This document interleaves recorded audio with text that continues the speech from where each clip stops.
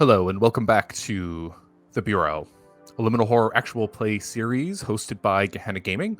My name is Josh Domansky. I am the conductor for the next few weeks here. And as always, if you like what you see and what you hear, you can find The Bureau in Liminal Horror in physical form on Exalted Funeral and in digital form on the Goblin Archives itch.io page. Now, small mix-up in terms of cast for tonight. If you guys could take a moment to introduce who you are, what you do, and in the case of our returning players, your characters. For our new player, we will get to that in a moment. Right. So, hi, everybody. I'm Brandy Rose, at the Brandy Rose on Twitter, and I am back to play our lovable little baby, really, Bire, who is just a great example of like when you come up with the concept of a character and then you play them and you're like, oh, it would have been cool if you'd told me this was your personality before, but all right. So here we are, discovering in real time who this person is. All right, I guess I'll go next. Hey, everybody. Not to confuse you any more than we get confused, but I'm Randy. Not Brandy, Randy here. But I am a TTRPG streamer based out of the Pacific Northwest. I am also playing Javier Cortez, our lovable investigative journalist. Is he good at what he does? That's debatable. But does he think he's good at what he does? Absolutely.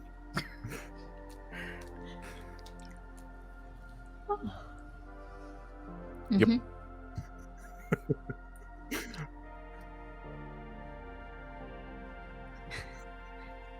End the stream.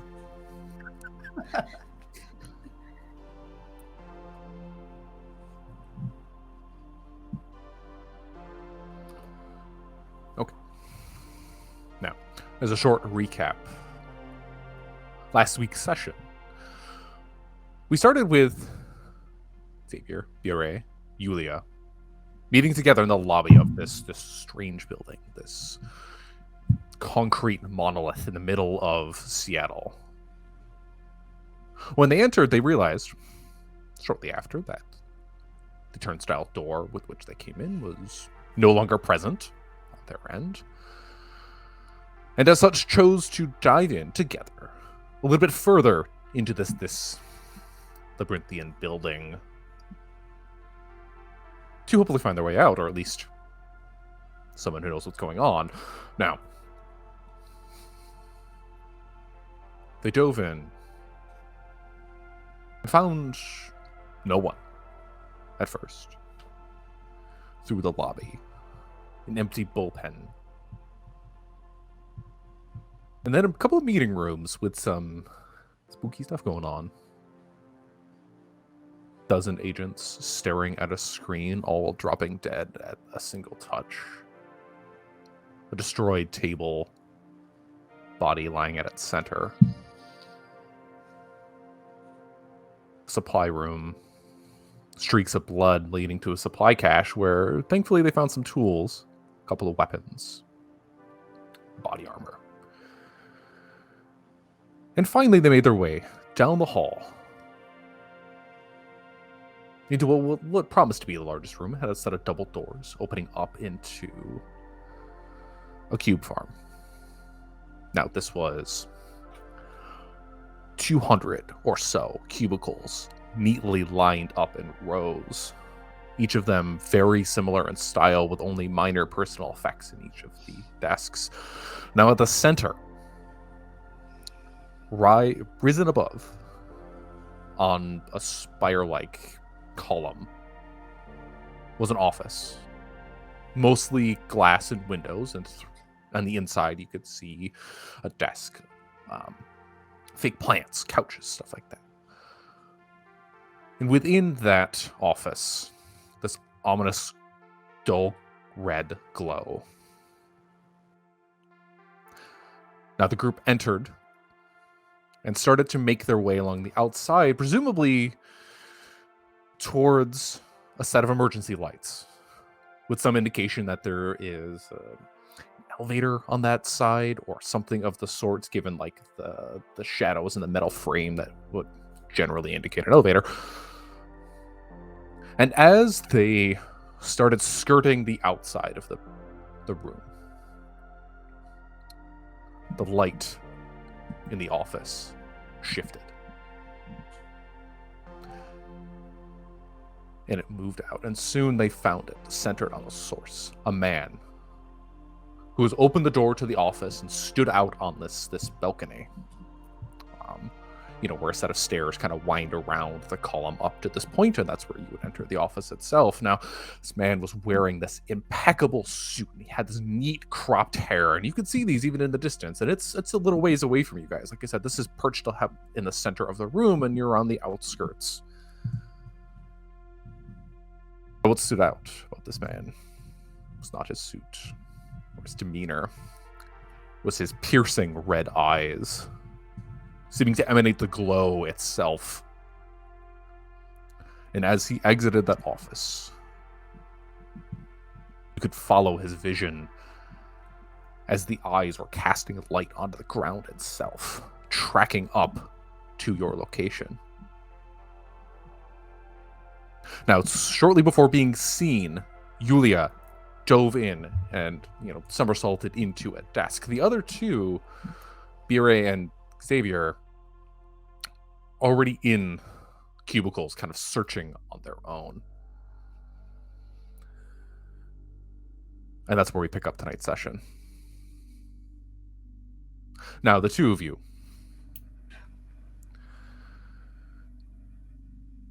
You've just seen Yulia dive in to one of those nearby desks. And as you're standing there kind of huddled, that red light cast over you, kind of sweeping back and forth. This feeling comes over you. It's almost like when you're sitting there late at night and that fatigue comes over you, that little bit of sleep, and you sort of fade off for just a second and then snap back awake. But in this case, it's a little off, a little strange. You can feel your stomach kind of squirm as you come back. And you realize the cubicles you were in look a little different. The pen that was on the desk, 6 inches to the left. The picture now shows a dog instead of a daughter. And Bire, standing right next to you is someone you've never seen before. And Nick, can you go ahead and describe your character for us, please? Yes.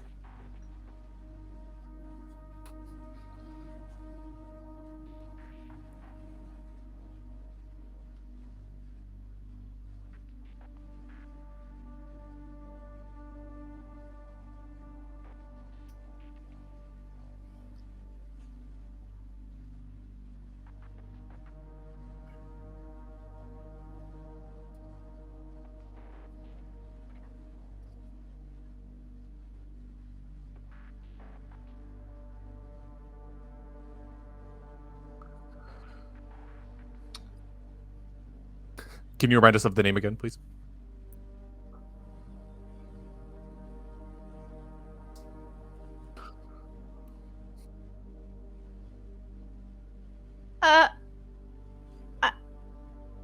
I'm sorry. I'm sorry. I'm at your desk. I think. And Bire, who is 5 foot even. Again, for the audience, in case this is your first episode, Bire is an indigenous person. She would be about 5 feet tall. Has short, like wavy hair, and was wearing initially just some, in her eyes, professional jeans, which means that they're boot cut, and some boot cut low-rise jeans with just like with an office like blouse, but now it has Kevlar on top. Just a nice bulletproof vest. Nothing makes you feel like you're gonna get shot at more than putting on a bulletproof vest, and has like a satchel. And it's just was bent over this computer, and it just like straightens and is like, I'm sorry. You can see me, right?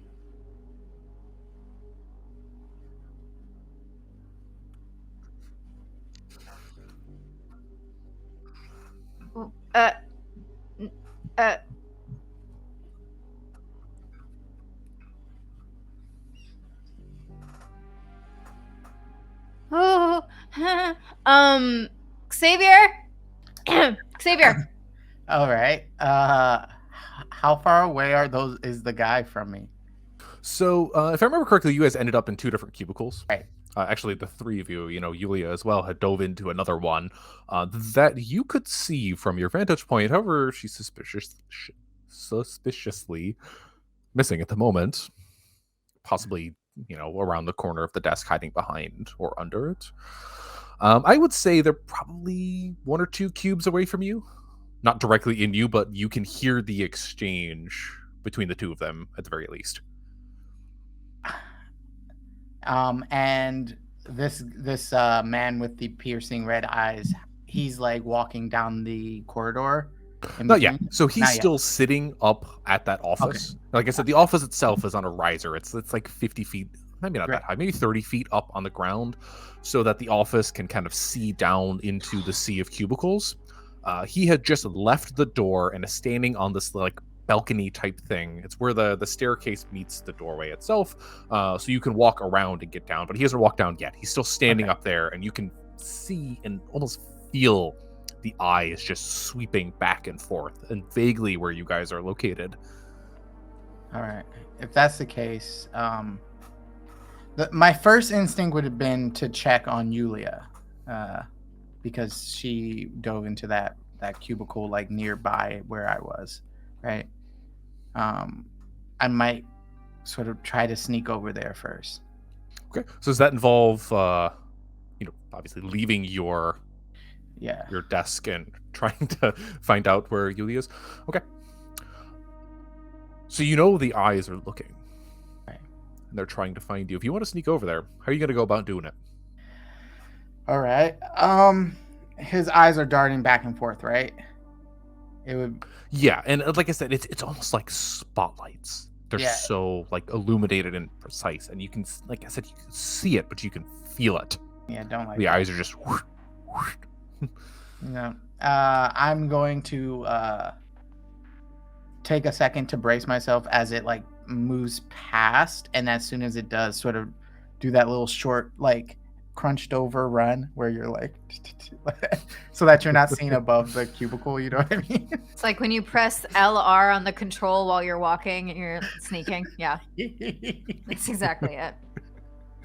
Now, Yulia did dive into, like I said, it's a visible desk, but it wasn't, I don't think it was like directly near you guys. I think it was a little ways away, so you could see her dive into it. Mm-hmm. There's going to be a little section where you're exposed. So you're able to kind of sneak along that first chunk of desks, but then there's like a little like corridor or passage between them that you have to jump between. If you want to do that, I'm gonna need a dexterity save from you. All right. So again, it's a D20. You're looking to equal or under your current dexterity score. My current dexterity. Okay. Have fun, you guys. This is. Oh! I did it! It was an 8 under 9. Lovely. Hell all right, yeah. So describe how you get across that short little like corridor. I mean, he wants to spend as little time in it as he can. He's going to try to do a cool little roll jump across, but it's not going to be anywhere near as graceful as Yulia's. Okay, so you do your little like duck and roll and probably like awkwardly slam into the chair that's in the desk or something of that sort. Mm-hmm. But you feel the eyes just shift and look at the direction where you were, not where you are. Oh, okay. But you safely kind of tumble and roll and you make it into that desk. And I start talking. I'm like, Yulia, we got to get out of here. And then I slowly turn around. Yeah, you're alone. There's nobody in the desk with you. What in the? And then he takes a second to like think and go. I saw her come into this one, right? He looks at the desk for like something that is memorable that he saw on it when she rolled over, maybe a picture frame with someone. Yeah, as far as you're aware, to the best of your knowledge, this was the desk she's in. Like I said, you could see her clearly from where you were, at least enter the desk. And then I'm going to say at that point is where I probably hear Bire being like, Savior, like calling me. And I'm really confused. Have no idea where Yulia is. Maybe, I mean, she does have some sick skills. So she could have just like scaled a wall or something, right? Yeah, like, that's a possibility. Sure. Secretly, she's been Spider-Man this whole time. I wouldn't be shocked. Yeah. So she knows how to handle herself better than I know how to handle myself. So I feel like I will leave her there and try to get to where that voice, that Bire is calling me from. Okay. So you hear that voice ring out. You hear your, compatriot the last couple hours call for your attention. Do you respond? Do you try and move over in that direction? Well, what do you go about doing that? Yeah. When I jumped over here, the eye checked where I was before, right? Yeah. It was sweeping. It saw the movement and shifted to focus on you. Yeah. It didn't quite catch you, but it was looking. Can I see if I can toss something like away from me over like as far across the bullpen as possible? Please chuck a stapler at somebody's head. Yeah. Yes, I'm looking specifically for a stapler. HR has been waiting for this moment its entire life. Yeah. So okay. So you look around the desk, and again, there's some personal effects, there's some office effects, there's plenty of stationery here. It's minimal. I mean, there's also a computer monitor and a mouse and a keyboard and all that stuff. There's probably a roll of tape and a stapler. I think that's reasonable. Yeah. Let's do the stapler. Okay. As iconic. Far as I can across the room. Okay. How far do you think Xavier can throw reasonably? Oh, he's pretty weak. He is. He is. I'm just being honest. You know what? Maybe the roll of tape, maybe rolling it down the aisle like the opposite way. Okay. Maybe that's a safer bet for Xavier. Okay. It's gonna go a foot. Yeah, just bowl. No, I mean he can roll. Rolling is easier. I feel like rolling's easier than throwing, right? Says the guy who doesn't do any of these activities. Easy enough. You're able to kind of reach out from the threshold and roll the tape down the little, it's like a small corridor between cubicles. Mm-hmm. You see the eyes just shift and lock in on it. You have just a second to get over to that cubicle. Now, I don't need a roll from you in this case. You have successfully distracted them. Just might not work the next time. Right. Okay. All right. So is your plan to head over to the cube where the two of them are sitting? Okay. So after a moment, Jaime, Bire, the familiar face appears. Probably like hunched over and trotting in. What? Yo, Javi, you find anything? Huh? Eh? Who? Xavier. You are? Okay. I that was funny the first time, but now like we're in a serious situation. Come on, let's stop with the jokes. We are? I mean, we are. I didn't know that you are. What's your serious situation? Just so that we can like compare before I tell you ours. We're all in the lobby waiting for hours. It's me, it's Jaime, got my own ghost show. I used to have my own ghost show. We talked. Me and Xavier talked for a little bit about it. We decided to go. We saw the dead people. Found a gun. What did you? And like, I was like, There was a Russian lady with us. You remember, right, Xavier? Yulia. Oh, absolutely. Okay. Russian lady. And by the way, I don't know where she went. Well, she is basically my protagonist. I wouldn't worry about her. Okay. There wasn't a Russian Yeah. lady in the lobby. Well, there wasn't a you in our lobby. That's fair. Okay. You're joking. You're joking. When did you even have time to change clothes, by the way? Both of you. Eh? What's wrong with my dressed up I don't outfit? know, I He just says know you wearing flannel. I didn't know you brought another outfit. We didn't get changed. Yeah. I've never seen you a day in my life. I've been sweating in this for at least 2 hours. No. We met a couple hours ago. We've been exploring this place. No, we met, and like is gonna gesture to Xavier, and we met Yulia, and we've been trying to get out, and I guess exploring this place. Then I touched this one dude's shoulder, and then they all fell dead. Which again, it was not my fault. And then we found the other meeting room, which was really creepy, and we found a supply closet where I Yeah, got this The vest. Kevlar vest, and I handed it over to you. You're Bire Santos, and you're Xavier Cortez.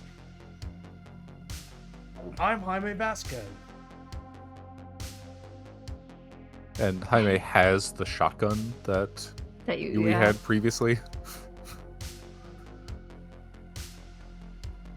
Holy shit. Are we in the like pocket dimension or something? Do you think we just swapped places with our other selves or something? What? First, where did that idea even come from? Well, science fiction is like one of the oldest genres in the world, so it came. I understand Good what it point. is. Regardless, there's someone watching these cubicles over there. You got to get out of here. I believe you think you know us, and you know my name, which is weird, but I guess the badge was weird, so fine, I'll accept it. But we got to get out of here. Period. Yeah. This place doesn't look exactly like I just remember seeing it a minute ago, but can we see the door? Like a door? That's not the one that we came in from where we are. Do you peek your head over the edge of the cube? Yeah. Okay. Easier. But in order to do that, I do have to like kneel on the desk. I am very small. All right, so you do the quick scramble up and look over.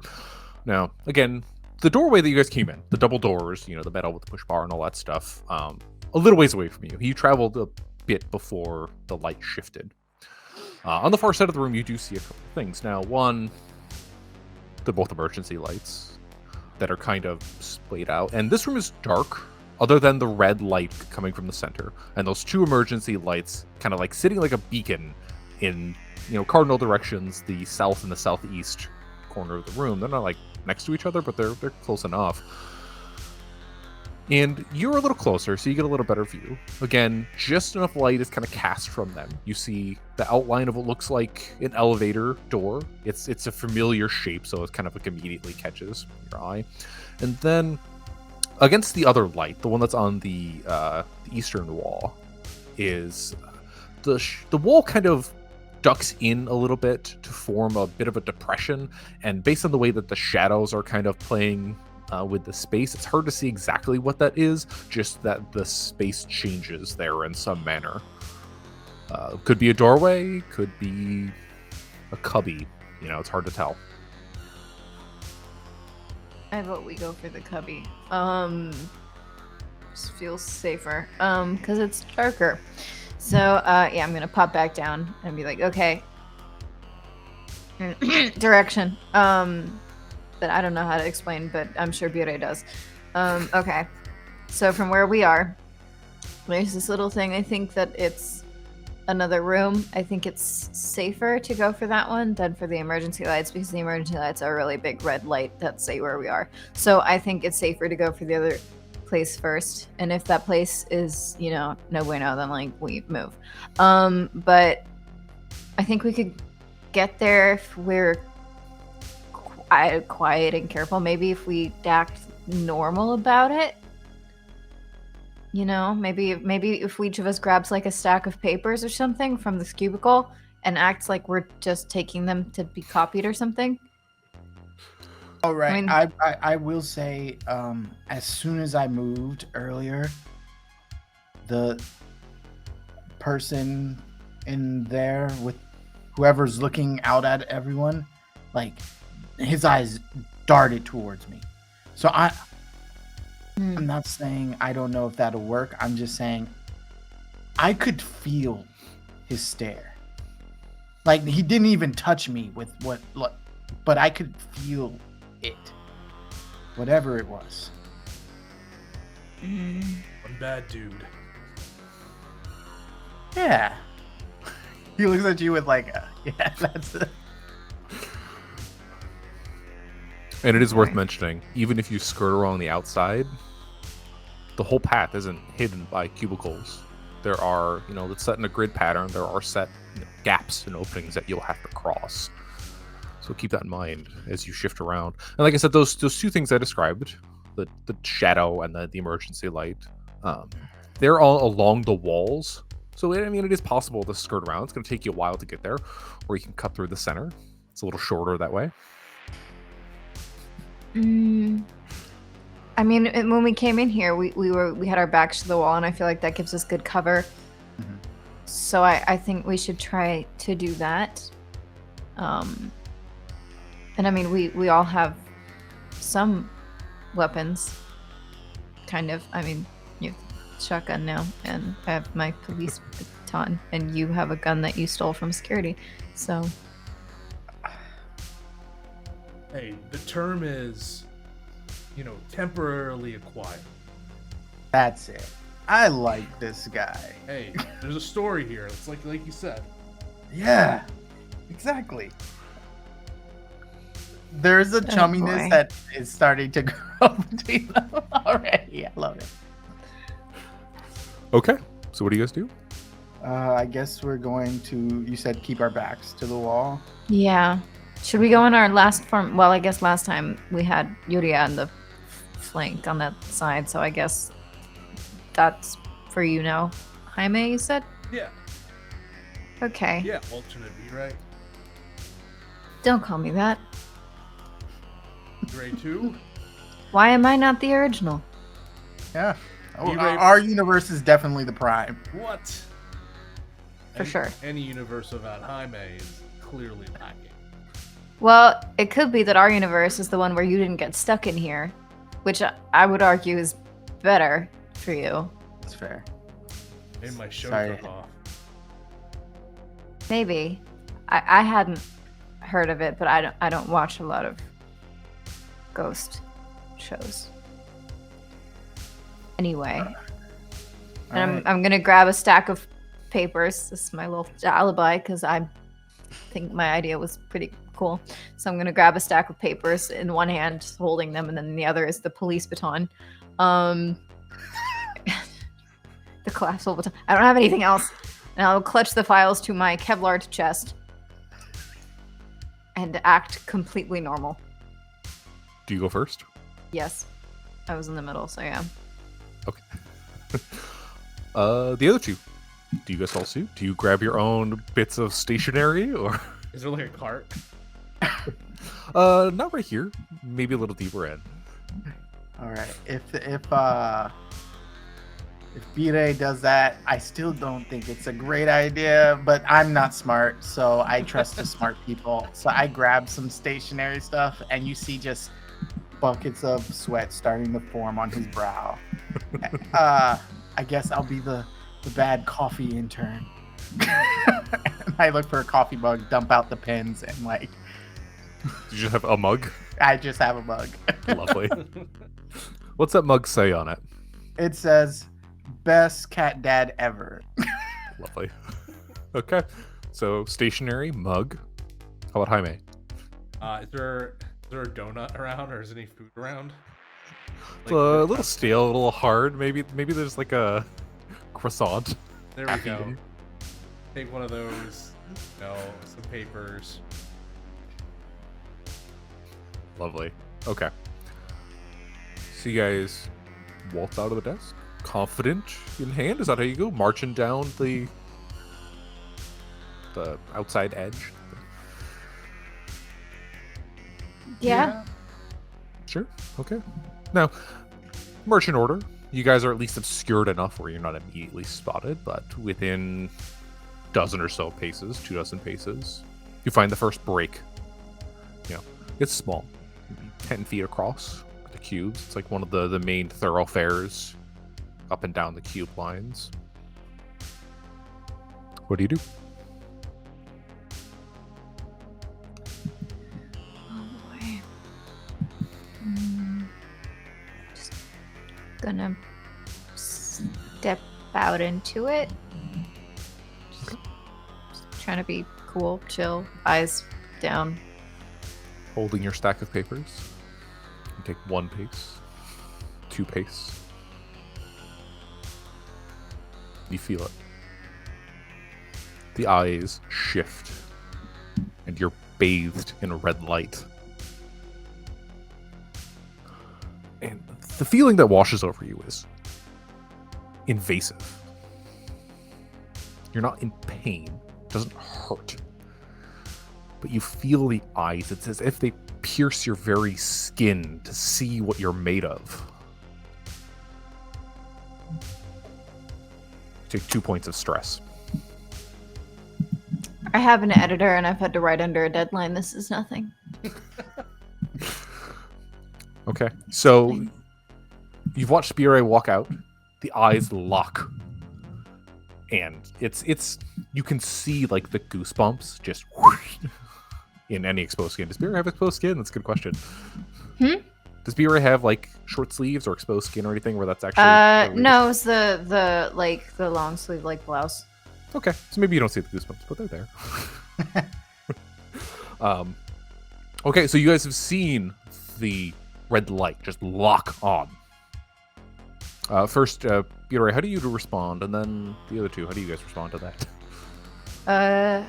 Shoulders are, a little higher, little more tense. But I, keep my eyes on the ground. And if I'm sweating a little bit more, then that is between me and God. And I might just clench onto the papers a little tighter, clench onto the baton a little tighter. That's also close to my body, and I keep walking. Okay. For the two of you, do you guys do anything? Do you follow suit? Do you walk out behind Bure? I mean, Bure's able to walk, and that thing doesn't keep looking. Then yeah. I mean, it's staring right at her. Like that red is just. Whoosh. Oh, is it following Bure? Oh yeah. Mm-hmm. Oh, if it's following her, I don't want to pull its attention to me. Brave. Yeah, I never said Xavier was brave.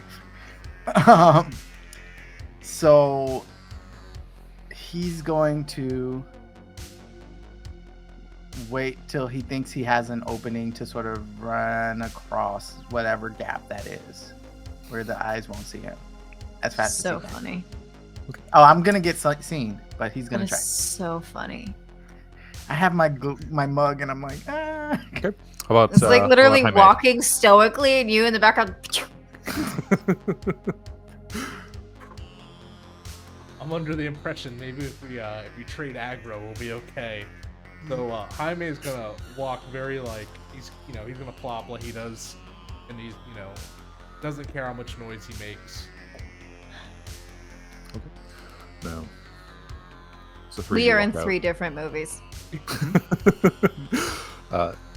Bure is stoic in the face of stress. Xavier sprints across. Jaime, as you walk out, The eyes shift. And again, you get that same feeling as the light sort of crosses over and paints you. Just this invasiveness, this wrongness. Because that it's as if it's looking through you and into you. And you take, Jesus, 6 points of stress. Did you just die? I just died. No. So What was what's your your HP? what's your current hit protection? My hit protection is 4. 4. Okay. So this is fun. This is the first time we had this happen. So characters don't die when your HP hits 0 in Liminal Horror. When your hit protection is reduced to 0, any additional damage is dealt directly to your stats. In the case of stress, that is going to damage your control stat. Now, keep note of what your original was, because you can recover it in some regard. However, your control is reduced by 2 points. And as that happens, I need you to make a control save for me using that new score. It was out of 13, so it was actually pretty good. That is A 6. Okay. So you feel this invasiveness, and it probably hits you a lot harder than it did Bure. It certainly hits you a lot harder than it did Bure. And it's just a wash. Maybe you freeze up, and you can kind of decide how you respond to it as well. But eventually you are able to kind of stave yourself against lingering damage, let's say. So how do you respond? I just keep pushing, but Jaime has the cold sweats. You know, just like clammy fingers, fiddling with like the shotgun, trying everything they can not to just break out and run. And the minute they kind of cross over, do they get between anything in this eyes, or is it still on them? So, like I said, you guys are just crossing like a corridor, Okay. like a pathway between the cubicles. So at this point, you've all now crossed over. So you're back behind like the walls of the cubes where they block you, and you're able to sort of round the corner down to the next section. I'll describe that in a second, unless you guys want to do something else. But after a moment, you're able to pass into the shadow, back into the darkness where the eyes can't see you. That did not feel good. Yeah, you look rough. I mean, I don't know what you look like on a normal day, but whatever it was is messed up right now. This one, and he points to Bure, got nerves of steel, let me tell you. Yep, that's why I didn't mess with it. Nope. And he puts his mug down because he's like, nope. That was not. I'm glad I listened to my gut there. It was gross, but immigrant kid who has now become someone who has to work with an editor. I don't know. It just makes you a little bit less flappable when it comes to people watching you, I guess. Nothing scarier than an editor on a deadline day anyway, so. Yeah. Except for dead people. Speaking of dead people, remind me of this prison I went and investigated once, honestly, but still, this is more real than anything I've seen there. Yeah. Yeah, probably because this isn't a ghost. Yeah, I don't know what that person is. They, whatever it is, they give me the creeps. Corporate always gives me the creeps. Brings a new meaning to corporate drone. Well, we better keep moving. Okay. And within short order, you guys are able to kind of like cross around one of the corners, now heading down the eastern side. And as you turn the corner, you see before that alcove with which you're aiming, there are 2 more crossings that need to be made. No. So what do you do? Maybe we crawl this time. Although, they're too wide. What about using like the chair to block some of it. Like What? like the rolly chair, and he pulls a little rolly chair out of like where it is, and he's like, what if like we use this to like block some of whatever it is? There's files in here. If he can't see us, maybe it won't affect us. I mean, you came up with act normal, I come up with use the chair. How big do you think these chairs are? I can crouch. I know how to do that. And he does it again. He's like, see? It's easy. Yeah, like these are office chairs. They're not like gamer chairs that have Right, no, stupid, ridiculous No, back. these are like those like low back mesh chairs. Yeah. This is That, my like, office if you chair. sit on them- This is my office chair, right? Yeah. You put No, files demonstrate fully. here, Come and on. then you crouch like this. You don't see me. No, I can't see you at all, You're John Cena. invisible. Yeah. Holy shit, Randy, where'd you go? I can't wait for you to watch this episode back and see your entire back It's fine. behind that chair. It's fine. It's fine. I can't wait. Anyway, I vote we do that because it's funny. And my character's 5 feet tall. I'll be fine. I am most likely to be hidden. I want to see Jaime. Try to hide. Jaime's tall. Yeah, I behind the forgot. I office didn't chair. even think about that. No. I'm 5'7", so shorter than the average man. There's not a mirror around here, is there? Why don't we just take apart a cubicle? This is B right now. Why don't we just take apart a cubicle and Okay, my turtle idea may formation. have been bad. It wasn't that bad. We should just, I mean, what do we have to lose? It doesn't seem like, I mean, it sucks. It feels bad. Obviously, it sucks. But, like, it's not like he has laser eyes and he's killed us yet. So I guess So we might as well try it. I'm not just, I don't know if I want to risk just walking again. I mean, Yeah. So we might as well try it. And maybe, maybe we walk a little faster this time. Agreed. I mean, you seem Yeah. to be fine running, so. So maybe if we're fast enough and we hide a little, maybe it won't be as bad. alright. Or I what don't about know. this? Instead of us going in the same line, what if we spread out? That's more targets for him to try to catch. We could pull his attention from each other, and then like as he's moving to watch whoever's moving, someone else goes, and then they like that way we're constantly pulling his attention. If he can't really focus on any of us, maybe that'll work. I mean, it can't hurt to try. So what? We stagger when we leave. We walk You could apart whistle. from each other. What about whistling? That's a good way to. I would like to roll to determine which of us cannot whistle. It's funnier that way. Because I can't whistle for shit, so I would like to That's roll to fair. see who could whistle if the GM will let us roll for that. Sure.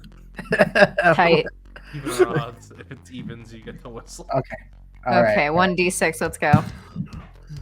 5. I cannot whistle, apparently. If it wait. So if no it's odds, you can't whistle. Yeah, I'm assuming. Okay, I can't whistle either. Oh my gosh! He looks at both of you and goes, "Why didn't you learn how to whistle?" What do you mean learn how to whistle? It's like a mouth positioning thing. Like some people can, some people can't. Then go to Whistle Academy. Okay. Got it. Understood. Okay. Okay, what do you guys do? How do you get across this gap? Well, we Yep. cannot whistle. Yep. Who we knows can't a bird whistle, call? Yeah. I mean, if they, as soon as like B-Ray or like Xavier goes, I can just literally just go hey at the same time from like the corner and see if anything happens. Maybe. You try? Yeah, and then when one of us is across and the next person's trying to cross, we can try to distract. Yeah. Yeah. Yeah. Okay. So we're each we're pulling his focus basically wherever. Yeah, we go. we're doing that. We're So, doing that thing from Jurassic Park. I start running. I'll put the files in front of my face and crouch a little bit, and I'll run across, and you guys start hooting and hollering. Okay. Oh God. Okay. Okay, so we'll start with a dexterity save for the run. Right. I'll take into account the hootin' and hollerin'. Thank you. So D20 equal So- to or under your current dexterity Yeah. score. I got it. 3 under 10. Lovely. Okay, so Speedray runs out. There's some hootin' and hollerin' from the other two, and you see the eyes. They immediately like onto your general location, and you see them going for Bure, and then the hootin' and hollerin' starts, and you see the eyes shift over back towards like the cubes, and Bure makes it across unscathed. Okay. I'm gonna whisper yell. I got it. I'm okay. I'm fine. Next person. And then whoever's left and me will start yelling. It shouldn't be right here This is so funny. when I start. He looks at Jaime and goes, "Can you start like 2 seconds after? At least give me some time to run." Yeah. All right.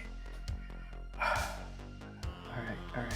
And then he looks at the best cat dad in the world mug. He puts it on the thing. He goes, "All right, let's go.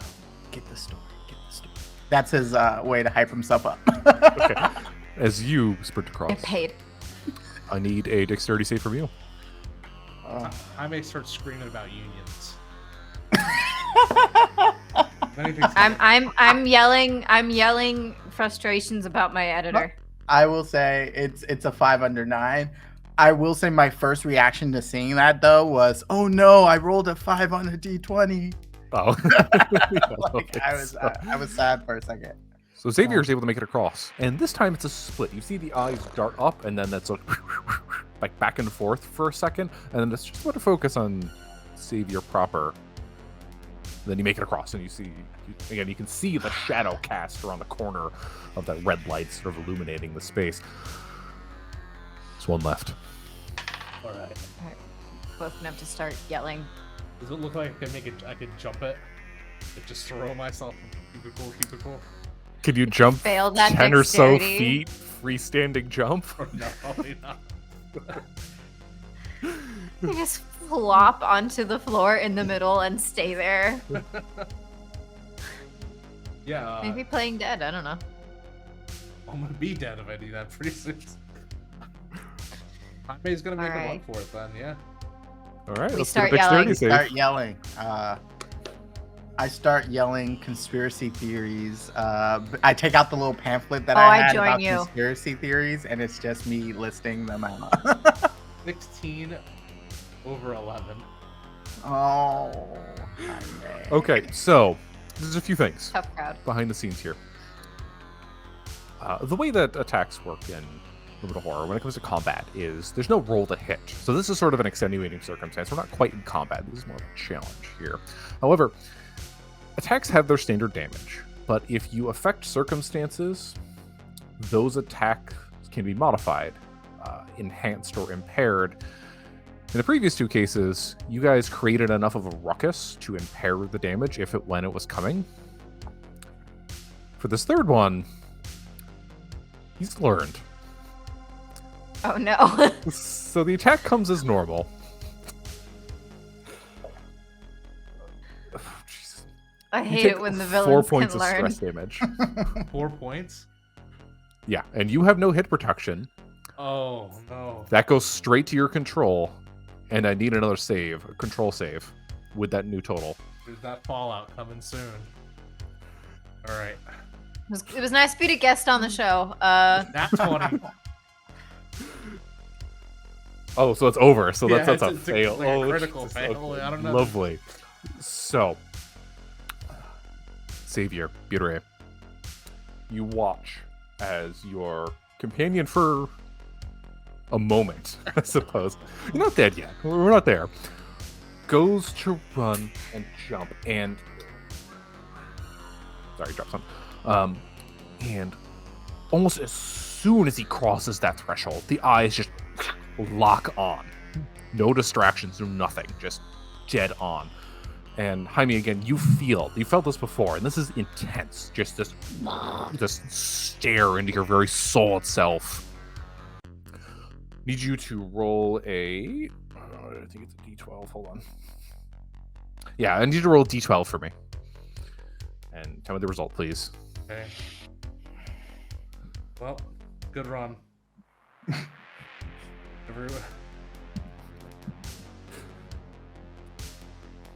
Apparently, I didn't take out a D12, which I can roll one too if that makes it easier. I have it here. There we go. Lovely.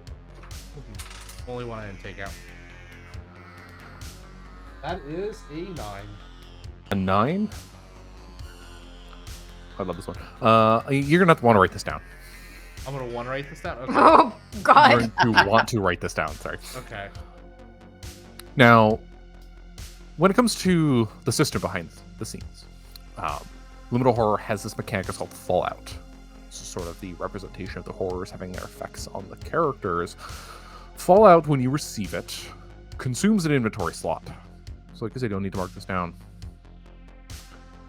Now, I'll tell you what it is in like the name in a second, but I'll describe it first.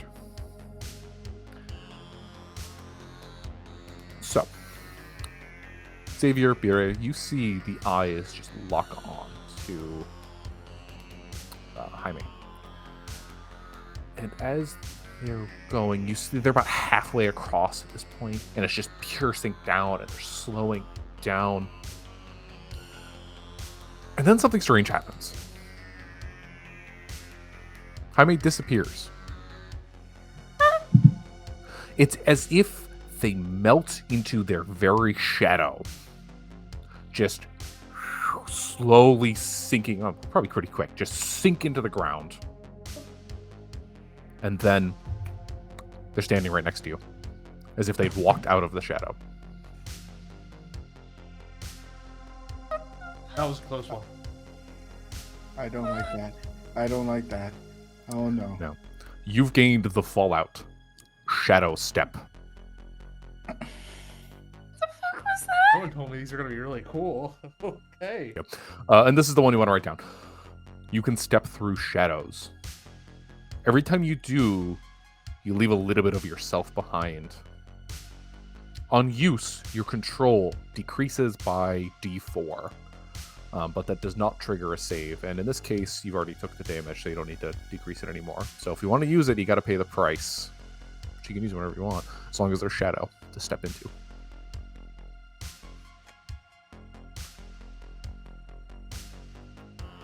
Xavier, you saw that, right? Yeah. Our friend here is like, I don't know, how did you do that? I don't know. It's like I was thinking about how I really wanted to get out of here, and then I just wasn't. It was there. I was here. So you're like an X-Men. That's exactly what I was thinking. Okay. I always knew I was special. Whoa. I don't like it. Has anything changed? Because you said something about he loses a piece of himself. Is there anything about him that's strange? It's dark in here. Okay. It's a little hard to tell, especially now that you guys are in shadow, and mostly cast by this red light staring at you. Jaime's skin does seem a little lighter, but I guess that's dark and it's hard to tell. And I don't know if it's a trick of the light. But it's like their shadows sticking to them a little more. You know, like darkness cast over the eyes a little bit further, especially kind of juxtaposed against a little bit whiter skin, or lighter skin, I suppose. It's like when the copier starts to run out of ink and your contrast goes down. Oh my gosh. The ultimate curse. Turn into a white man. All right. Yes. So what?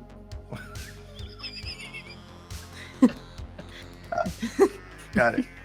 Okay. Yes. So what do you guys do? Where? Have you described what is over here yet? So you guys are on the corner. You're about halfway down. Sorry, you're on the eastern side of the cube farm. You're still skirting around the outside. It's just a sea of cubicles. So you're seeing the same space. You've made it like halfway down past this. You got one more gap to cross.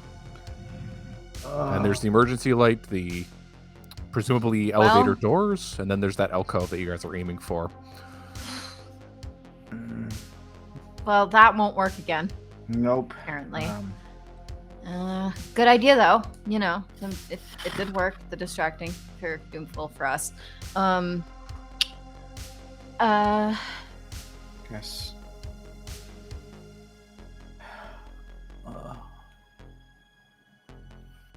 Let's see. What's the best way? Can I take people with me with my shadow step? No, I would say not in this case. Not yet. I don't want to go. Oh boy. Okay. Oh no! I don't want to. Oh no, not yet. I don't like that. Nope. All right. So, we can try the chair thing, I guess. I mean, regardless, whatever we need to do needs to try to get at least all of us over as quickly as possible. The more opportunities we give him to see I'm it. gonna suggest something. I know that we split up, but now if we split up, all it does is give him the chance to focus on all of us equally. Mm-hmm. Maybe if we all go at the same time, it'll distribute, so it'll be less. And we've just run like hell. All right. Yeah, it's either that or just shoot him. Yeah. I feel like escalating this would be bad. I, for one, would react poorly if I were shot at. And he's not reacting well to begin with. So, let's wait on that. Okay. Yeah, I think running might be the best option. All at the same time. Okay, that's the plan. Sprint at the same time. Yeah. All right. In this case, I don't need saves from you guys. Oh, He gets to just roll the damage. no. We're gonna let fate decide. Oh. Oh, here we go again. Jaime dies for the 8th time in 5 minutes. I just another one of me comes out of the closet. Guys, I've been looking for you everywhere. Okay, so the three Get of back you in there. sprint across in succession, tight packed group, and you all feel the eyes pass over you again. This invasive feeling. I don't know. Has Xavier felt the I stare haven't yet? felt it yet. Okay, so you're still good. Because the focus, Am I though? Because I already had stress, so let's. for now, in the second, the focus turns to Bire. Great. All of you are sort of bathed in this light. You get the uneasy feeling. But like I said, it just... You can only stare at one person at this one point. So, Bire, you take 5 points of stress. So I am now at 7 stress. My HP was 6. Okay. So the additional points that go Right. over from your hit protection go into your control score. So your control Which is score 13. is now reduced from 13 to 12. And I need you to make a control save using that new total. Also, keep in mind your original score. Like, don't erase that entirely because you can regain. Yeah, I wrote it underneath. Lovely. Oh.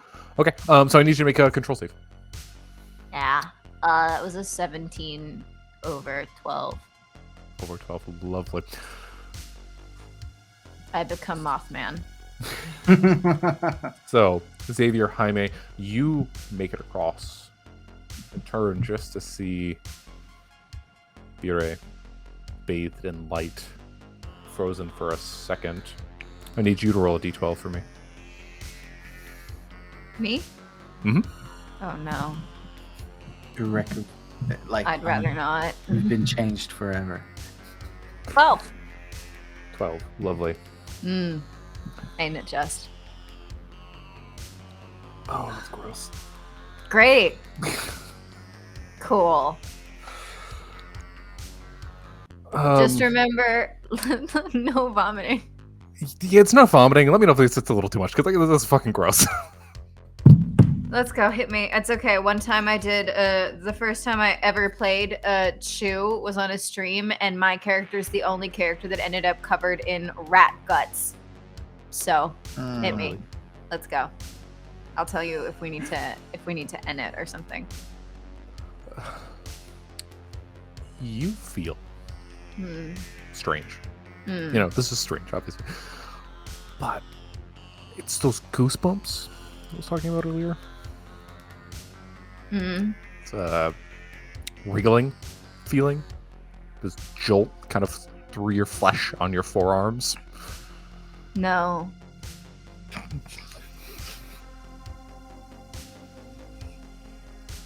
Go ahead. You make it across. Mm. Do you look? At my arms? Mm-hmm.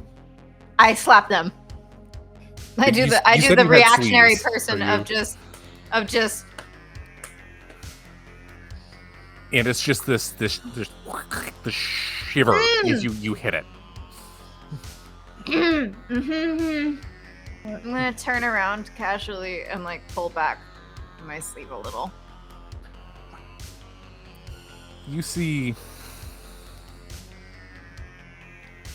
as if they had kind of like erupted out of the goosebumps, just these black wriggling. Nope.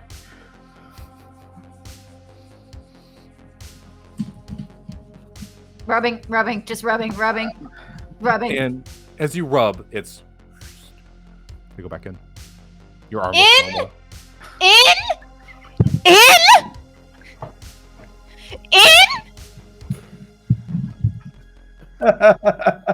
Sorry. You have gained the fallout. Maggot Warren.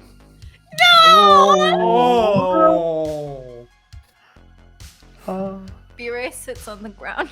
What cool thing can you do? Let's find out. No. Yeah. You'd be like, B-Ray so- just sat on the ground. So Maggot Warren, you're probably going to want to write this down. Maggots made of shadow burrow into your flesh. Ooh. They grant the limited ability to manipulate shadows. You can move objects up to about 150 pounds, up to around 100 feet. Every time this happens, you can feel them burrowing, and you take D4 stress. They can manipulate how much? I'm sorry. I can fill you in on actual specifics after the session, but Cool. 150 pounds up to 100 feet at a cost of D4 stress.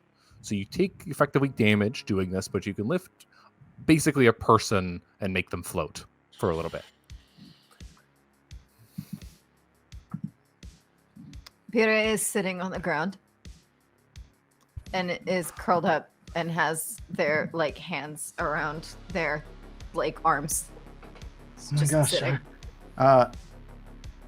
Xavier comes, kneels down in front of you. He doesn't want to like just like touch you because you seem to be unsettled. But he goes, "What's going on?" Maggots. Huh? Maggots. Maggots. In my skin. Maggots in my skin. What? And then I look over at Jaime and I go, "That's not the cool shadow step powers." Maggots in my skin.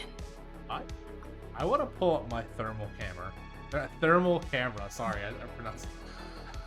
I was like, excuse me? Can I see like the maggots if I put it over B-Ray? Can I see them wriggling? No, and at this rate, like, Yuri probably had her sleeves pulled up. nobody sees them. Like they're gone. But with that thermal light, again, you just see the standard, yellows and reds of a person's body. Very heat. red. I look at Peter and I'm like, I don't see any maggots. I don't know what you're talking about. Pushed him back in my skin. What? Back in my skin. I pull out my my voice recorder. I walk a little bit away and I'm like, what in the world is going on? And I just you see him just like zone out and start like just documenting what's happening so far. From the shadow stepping, the weird maggot shadow things, or what they said happened. And he's like, but I don't see any of that. I don't know what's going on. I did see this guy that I'd never met pop up out of nowhere. What could this all be? Yeah. And as you guys are sitting here, taking in the scene, again, you still feel the red light kind of... It's not looking at you because you're a little blocked away.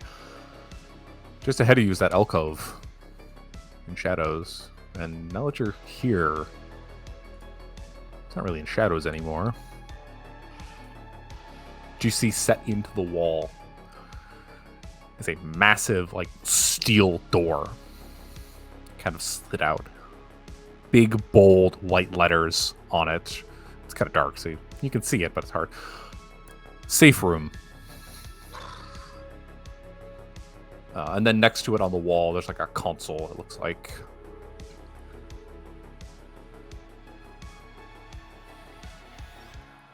Is it open or is it locked? Appears locked. The door is shut. It's like flush with the wall. It's a little ways away from you. You guys aren't like staring straight at it. It's a little adjacent to you, but if you want, it's there. But if not, what are you guys are doing? Santos, we have to keep going. Carry you? Can you walk? Gonna be okay? Peter's gonna like stand up extremely like slowly and just like shakily like walk towards the door.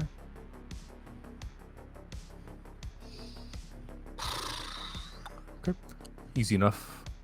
Console on the wall next to it. It's a nice red button on the front of it.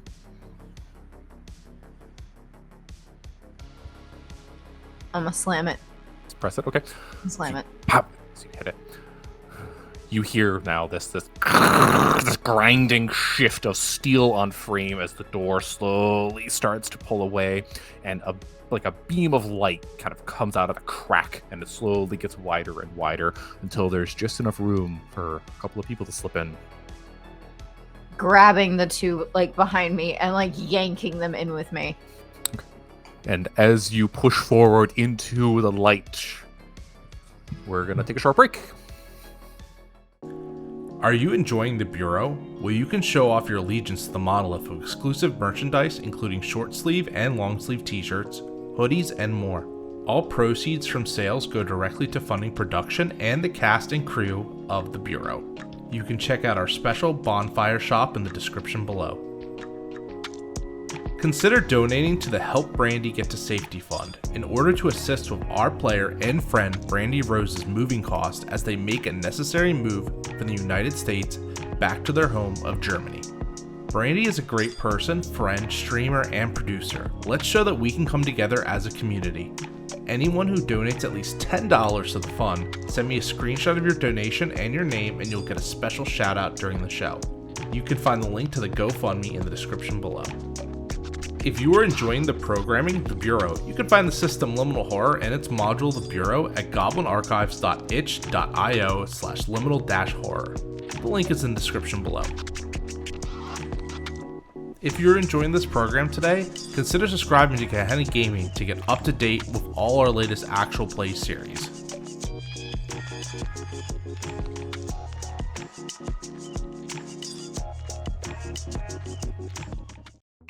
And welcome back. Before we left on break, the group was skirting around the outside of this cubicle farm, all under the watch of an overseer with a piercing gaze. You've just made your way to this alcove, but as you got close, there's a large steel door just taking up a good chunk of the wall, but set back a couple of feet in an alcove. Pressing the button to enter. He said there's a sliver of light appeared before the room. The door opened just enough for people to pass through, and the three of you rushed on in. Now, the sight before you. Find yourself in a fairly sterile room. White walls, harsh emergency lights. A couple of sparse tables, rows of what look like basic bunks. There's some storage for presumably goods. Now, after a moment, you enter the threshold and you hear the of the door behind you shifting and closing. And as you take in the space, you're not alone. There's 4 other people in here. Oh. And they're sitting around a table, one of the sparse tables. And you see on the table there's all like an array of strange-looking equipment, like open cases with like little doodads in there. There's papers on the desk. And as you enter, you have 4 faces staring at you. And one of them gets up. And she immediately pushes the chair back and stands up straight. Now, the one before you is fairly short. We're looking 5'3", 5'4", in that range. Tan skin, just jet black hair. It's got a nice crop to the cut, but it still goes probably to about her shoulders, maybe a little bit further. Wearing, a very nicely pressed white button-down shirt and black pants. My doppelganger. Does look suspiciously like you, but it's not quite a twin. And you, as she sort of bolts up and kicks the chair back and stands up in this sort of formal upright position, has a bit of a smirk on her face, and goes, "Oh, we have visitors." No. I still have my hand on the other two's shirts because I dragged them in after me. And I'm gonna keep that there. Be if we touch you, are you gonna die? I would certainly hope not. Well, one would hope that would never happen, and yet here I am. So, who are you? And she kind of again gets this smirk on her face again. "Oh, I'm sorry. How rude of me." And she reaches a hand out and tries to shake your hands. She goes, "So my name Your is life." And shakes your hand. Nothing seems to happen outside of very firm handshake. Oh, mine is not firm. Mine is I didn't want to touch you to begin with, and now you're breaking my hand, and I don't like it here. Wet noodle. Yep. And she quickly, in rapid succession, grabs all of your hands and... "Oh, sorry. My name is Janet. Janet Garcia. I am the personal aide to the director of the bureau." Ah. Right. And she sort of stands there, and again, it's not a full smile. You can see her eyes are sort of lit up, and just the hint of a smirk on her face. So we were looking for the door to leave because we were in the lobby and it disappeared, and you have a lot of dead people on this floor. And oh, yeah, okay. You know that. And I would like to leave. Well, I'm slowly grabbing my phone to just try to record. I want to sneak and do it. and you see her hand shift into her pocket in a sort of a casual manner, and as you go to record, you get you're hitting the button and it's not quite working. And, Like in a dream. And so she goes on, "Oh yeah, there are buildings in Director Override. We're under lockdown at the moment. No one is permitted to leave the premise until the lockdown has been lifted." Mhm. Why are you in lockdown? Why are you letting people get in but not out? And she goes, and she kind of puts like this quizzical look on her face, and she goes, "It is a little questionable that you guys got in." Mhm. Yeah. We agree. Maybe some But- more We agree. warning signs that there's weird going on here. We didn't even know why we're here. Some of I don't us. even remember getting here. Some of us didn't even know that the other ones met us, but apparently we met them, which I don't Yeah. even still understand. Some Yeah, of we us- saw video footage of us, and I never took this picture. And I She's looked- just my like bad. nodding and understanding at everything you guys are I'm saying. from another dimension. I don't like this. It's true. Yeah. Oh, That must be also, fascinating. yeah. Wait, you find that fascinating? Oh, of course. Have you dealt with? Oh my god, this it's the Men in before? Black. And she kind of like laughs, points to Xavier and goes, "Yes." Points to B-Ray. No. All right. Okay. How do we get? Okay. How do we get out of here? Yeah. Oh, we have to end we have to end the director lockdown. Cool. How do we do that? How do By you finding do the that? directors. Yeah, How do yeah. you That do is that? the Wait. better question. Mhm. How do I do that? So, logistics down here. I aid the director. The director is missing at this point. We do need to find him. The director has a special key card. That key card goes in a terminal slot in the director's office, just upstairs and past the hallway. Once the director's key card is allowed into the office, the building will release from lockdown. The doors will function as normal, and you can leave and go about your businesses. How? Several things, small details. Mhm. Why are the people dead? That are dead.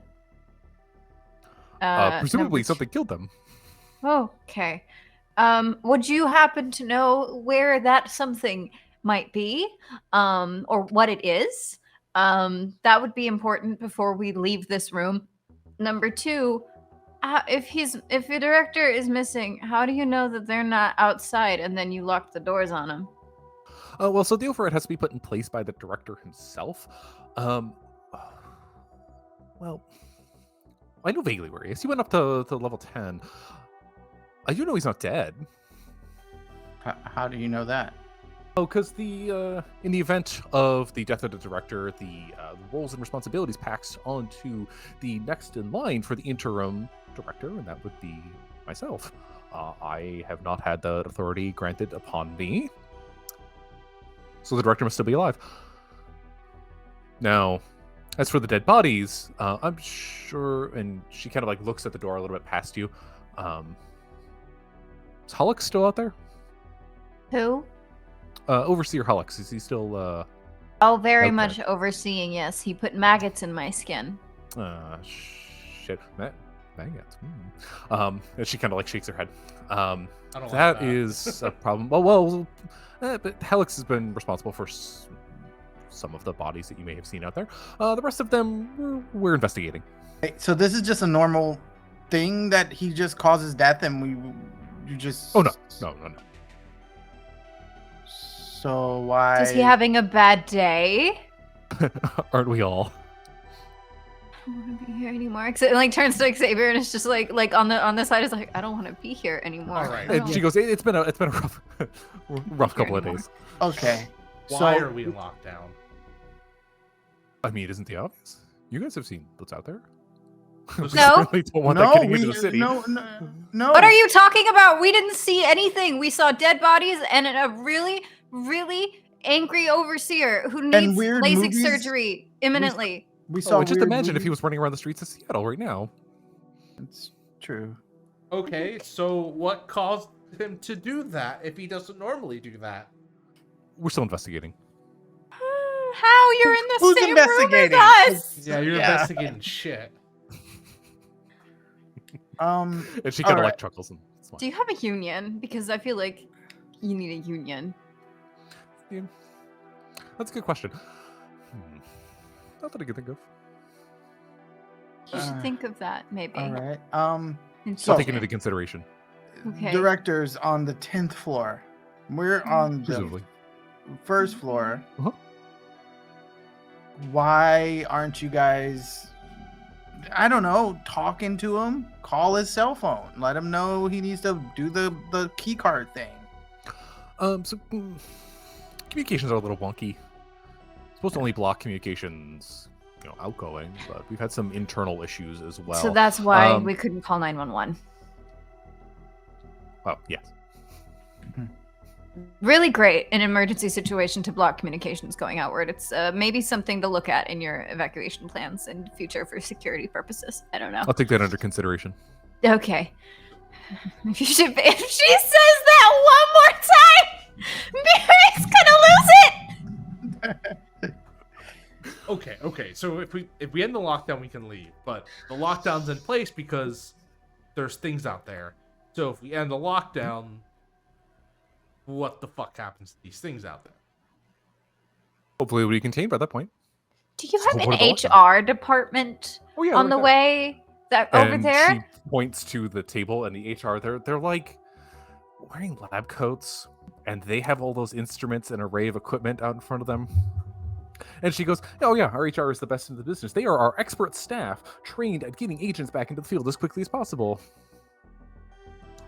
What? That's not what I remember that standing for. That definitely sounds like soldier stuff, not Human HR. resources. They manage our human resources. Oh. Oh, that's not what that's supposed to mean. Can he manage that human resource? Like pointing back at the door. We have sent our team of rangers out there. They're dead. Haven't returned. All right. Yeah. All right. Oh well, well. didn't we find a body where we got this Kevlar and stuff? We saw blood. We didn't find a body. Yeah. So Yeah. it's Some not looking storage good. closet down the hall. Anyway, look, if you guys aren't gonna do anything, because it sounds like you guys have been sitting here for hours, waiting for the lockdown to end. Is anyone trying to actually get this stopped? Because I want to leave. Like you I said, we just sent our wanna- ranger teams out there. We just lost communication with them shortly before. And that doesn't terrify you? Why would it? Did it occur to you maybe to go upstairs and talk to your boss? Find your boss? That would be putting the line of secession at risk, unfortunately. I must remain here until the secession is clear. Once we have determined whether the director is, alive or dead, and then presumably at still that alive, point, you're based on supposed to information. walk upstairs and potentially die. It makes total sense. Don't you have a the replacement director's office is on too? this floor. There is a line of succession, yes. My second in command, I suppose, at this point is a little lost. And she kind of looks around. It's probably one of them, to be honest.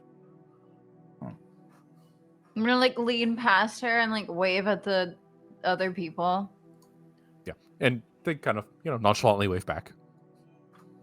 Cool, useless. Nice. So how do we get out to do that without, Cyclops killing us?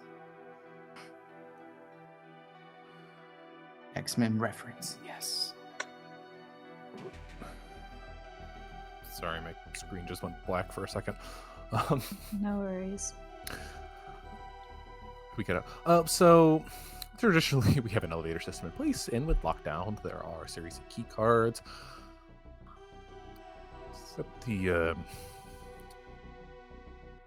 lost the primary power in the building, so the key cards don't necessarily. Power is in maintenance. Yeah, you can go to maintenance. Either get the power running or find some routes elsewhere. There are ways around lockdown that aren't as convenient as the elevator system. But let's see. So Holix had the key to get to maintenance. Well, you can take the access routes. Yeah, over an observation, there should be a maintenance corridor that can get you to the maintenance floor, if you so choose. You say that like we know where that is. Oh, it's just across the hall from once you exit the cube farm here. Across the hall, there's the observation room. So you want can, us to go back out there? How are we I supposed to mean, survive that? He just and- he turned my friend into a puddle of shadow. And Maggots. she goes, puddle shadow, maggots. Hold on. And she like looks over at the HR team and gives like the head nod. And the three of them kind of like stand up at the table in unison and walk over to you guys. They pull out like these, they look like metal detectors. And they just do a quick whoop over Bire and Jaime. And the meter just, well, actually, they go through all three of you, but in particular, Bire and Jaime, the meter just like goes like bonkers, like boop, boop, boop, boop, boop, boop. And she goes, oh dear. Let me see if we can do something to help you with that. And I'm having TSA flashbacks. Oh no. she gives them another look at the HR, all the three of them. They nod, they walk back over to their cases and pull out three technically, very large looking syringes. How many of you have damage to your stats? So is it just the two who have taken... I have stress, but yeah, no damage yet to my Okay. stats. Well, my control is down and my HP is down. Okay. So they walk over to you. Two very large needles. They got like a blue liquid in it. This will help stop the corruption. Excuse me? What? Corruption. Yeah, you talked about shadows and maggots. Yeah, I thought it was maybe my mind playing tricks on me, just like all the weird people falling out and blood everywhere. It's just I am having a very bad day. Well, it could be. We don't know yet for sure. Yeah. But you're saying there's like corruption going on here? What is that? Why aren't you telling the American people? Have you been able to get a call out? No, but I mean, like, you guys know this is a thing, or is this a new thing? Like, I don't even understand what you guys do. Oh, we've What's only been that here blue a stuff? few days. Yeah. So this is the boys in the lab call it Prometheus. I've seen that movie. It was not good. And she goes, we can agree to disagree. However, this wasn't named after the movie. This will ease the pain a little bit. First shot's free. Is Janet white? No, but white passing. Mm-mm. I know what you guys did during the opioid crisis. You are not objecting me with anything. No. I will keep my maggots, thank you. No. Okay, it's your loss. Keep Now, the and back. she looks at Jaime and goes, Jaime, how about you? Don't do it, bro. I mean, look, I just imagine Beer's just staring at Jaime like the whole time, just like back and forth. I'm not blinking. Yeah. And she goes, I promise, this one's tested. So is crack. Look, I've already put enough bad stuff in my body with a little bit more. Lovely. And as soon as you say that, you feel like of like the needle going into your arm and Ah. the liquid going in. You heal your stat damage. Ooh. Vita is like that. All of them, nice. Okay. Yeah, you go back up to full. So you feel better? Yeah, I feel great. Hit protection too. Yeah, and we will have the equivalent of a rest while you guys are here. This is a safe room. You've locked yourself in a safe space. You're able to You know breathe what I and catch have? your breath. I have a med kit. There you go. Okay. So what do you do with the What's in the medkit? med kit? You open it up and it's gauze, band-aids, alcohol, standard stuff. It's nothing crazy. There's probably some like thread and needles for like sewing up wounds and whatnot. But Well, I'm not it's- actually injured, so yeah, you're more of a little frazzled. I'm gonna put a band-aid on regardless. Can you put it on your head? It's it's Hello Kitty. Yeah, I'm gonna put a Hello Kitty band-aid on a hand and then on another hand. And so Janet kind of looks at you and gives like a little Makes bit of me an feel eyebrow better. raise and goes, "You sure those e-readings were off the chart? You might want to reconsider before you go elsewhere in this building." Nope. Okay. Mm-mm. Your choice. We will be here. We've got more. Because the first is free. Well, they got main character energy, so they should be fine. What do you mean the first one is free? Oh, it's You did this.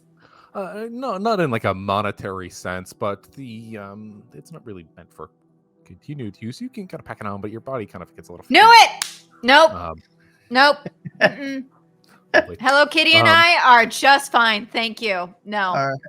All right. Yeah. I guess we're heading to some. Oh, we have to cross back across this room. Oh yeah, that's Oh, what we I, asked you about, and that was not very helpful. Yeah, that's fair. I might be able to do something with that. And she looks around. I can activate the fire suppression system in the next room over. The what? Fire suppression system, the sprinklers. Oh, okay. It should cascade water for enough time to kind of get you guys across, unless you want to take on Hollick's head on. Nope. Water's great. Love water. Lovely. I'm 60% water, I think. 80 maybe. I don't know. I Okay. fell asleep a lot If you do in want biology to class. travel when the elevators are back online, you're going to need to get the keycard from Hollick's, but that No, bridge can okay. be crossed a little bit later in the future. So, Is okay. Okay.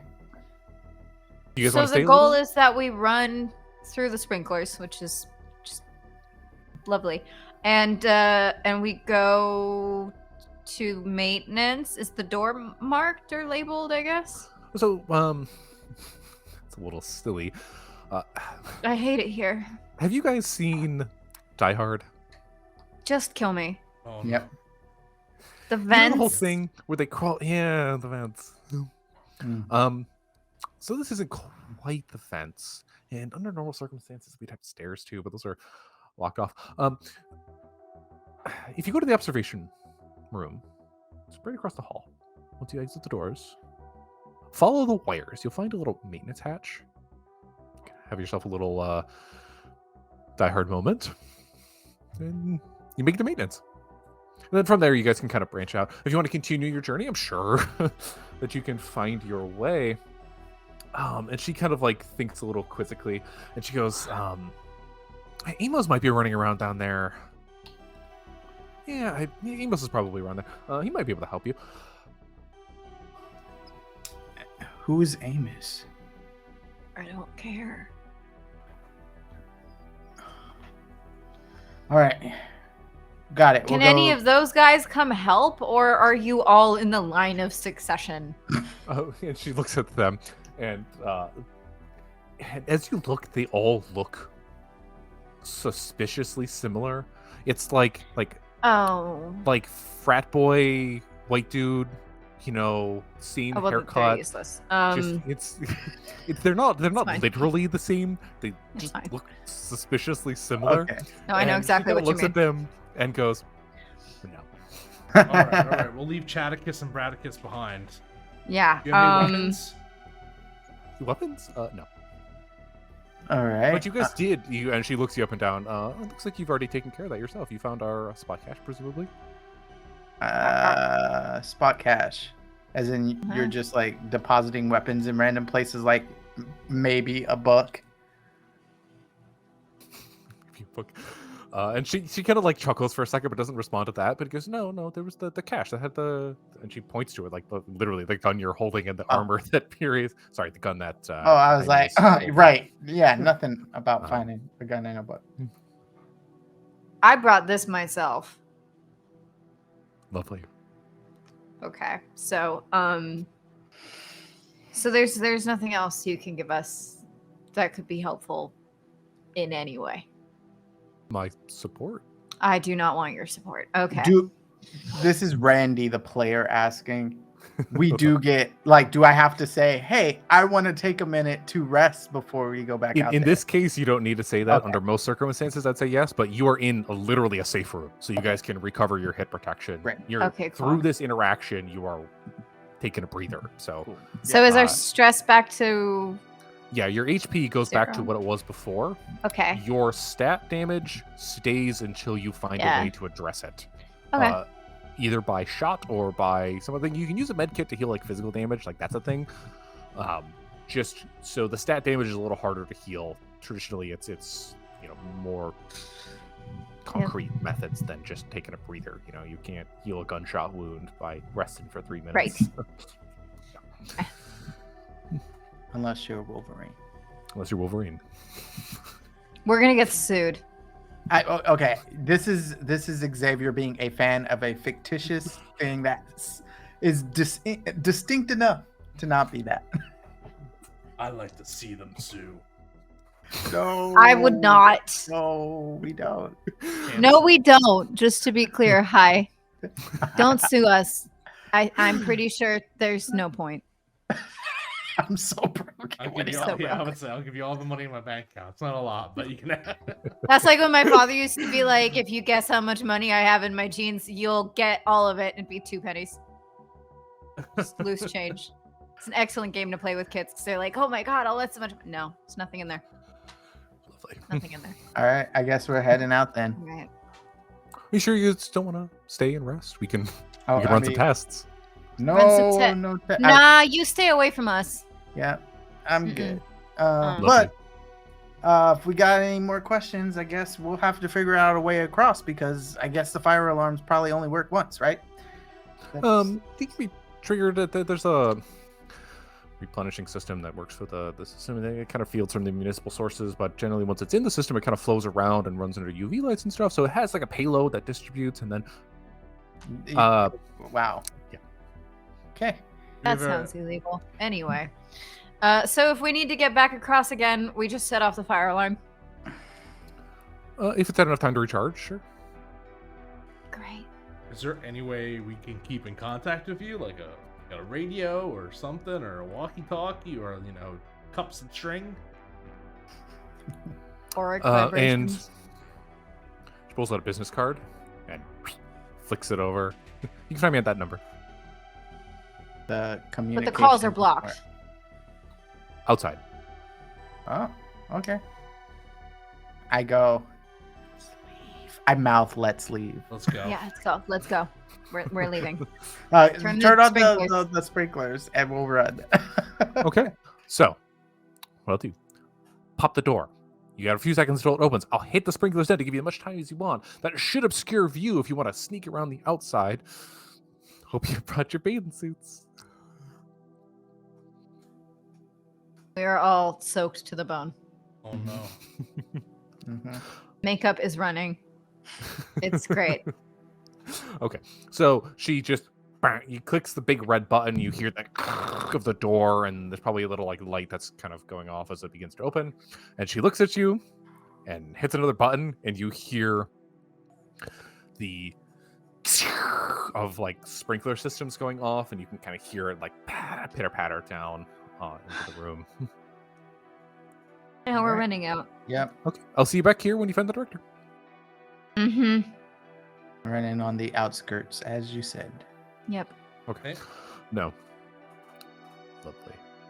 So, easy enough. You guys are able to kind of skirt around the outside, and then, true to the tale, the vision is obscured a little bit by the constant stream of effectively rain that's kind of coming down to this room, the fire suppression system. You can see the overseer is kind of sitting there, and he's still staring, and it's getting caught. It's like fog lights in snow. Still active, still moving around, but the rain is obscuring it to the point where you guys can kind of skirt around the outside. It does take a little while. You are soaked by the time you get out. However, you do push out of the double doors back into that hallway with the burgundy carpets and the gray walls. And as was prophesized, you see another doorway. It's not directly across the hallway, but it's close enough where you think this is probably it. Great. Go. Mm-hmm. Look at those video games. We gotta keep low and run.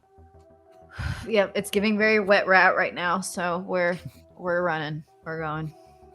All right. Okay. May you quickly skirt through the hallway. And again, as you get to the door, this one's marked as well. It's got observation written on it. How did we miss this? And then I don't care. You had seen it, you as characters You would have seen it as you walked by. You guys just chose to focus on the big double doors rather than like the single wooden door. Yeah.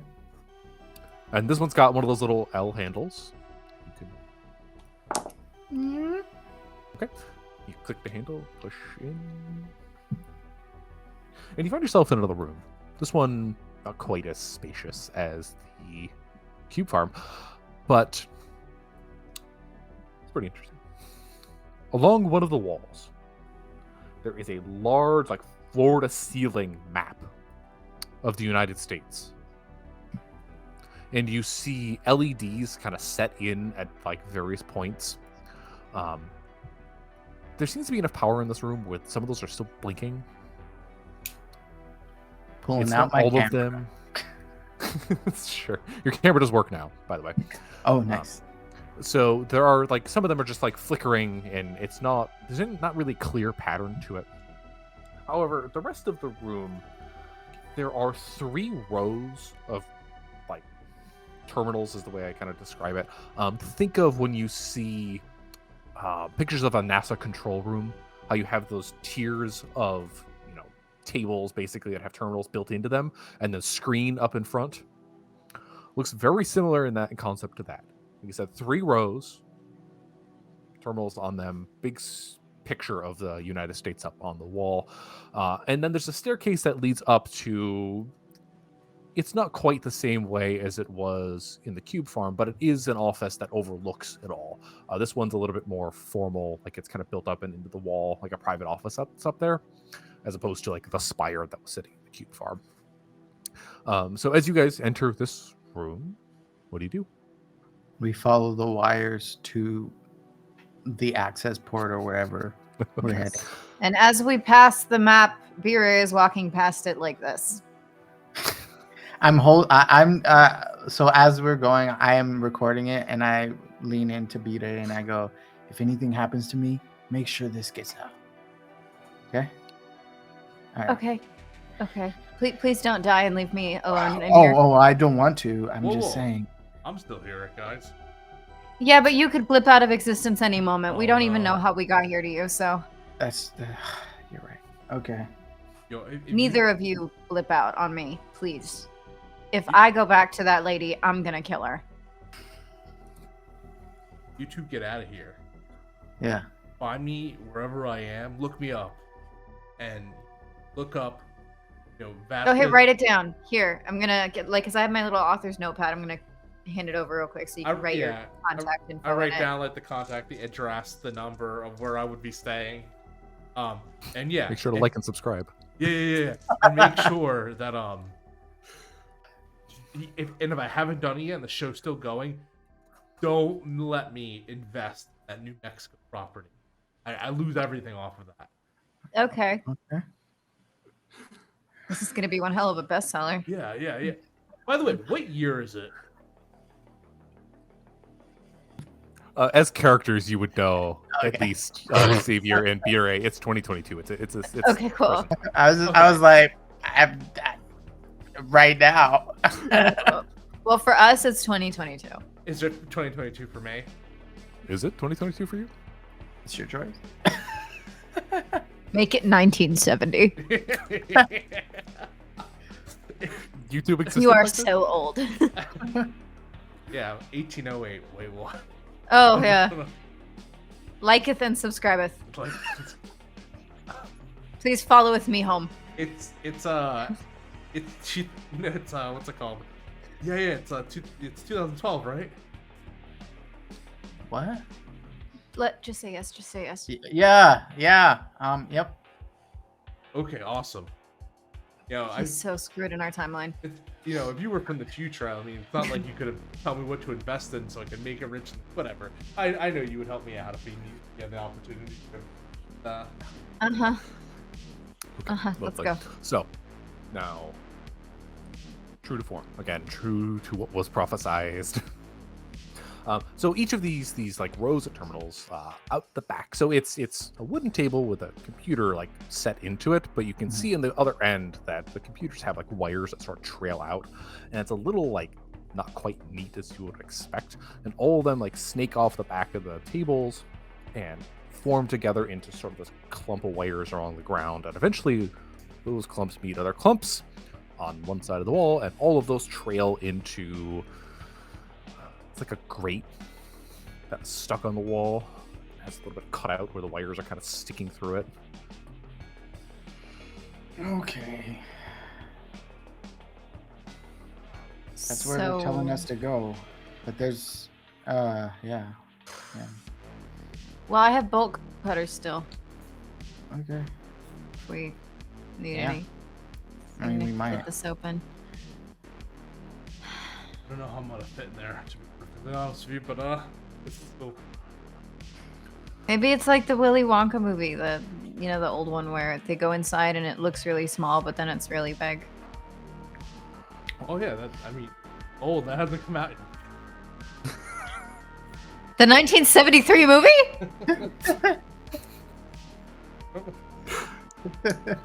Time is so weird here. And you're from a different dimension anyway. God knows what's canon in your Yeah. universe. You'd be like, oh yes, that one with the I don't know, Frank Sinatra. You know, the I'd watch modern that. day actor. Yeah, it all went downhill when President McCain took office. Terrifying. Terrifying. For me. Yeah. Terrifying for all of us. Let's not lie. All right, back to it. Woo! Okay.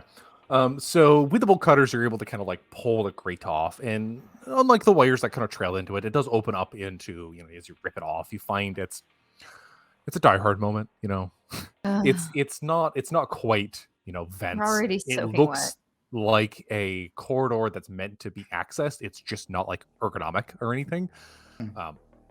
So you're seeing behind the scenes. You're seeing like beams and like unfinished drywall and stuff that's kind of shoved along into there. And it's probably like 4 to 5 feet high and a couple of feet wide.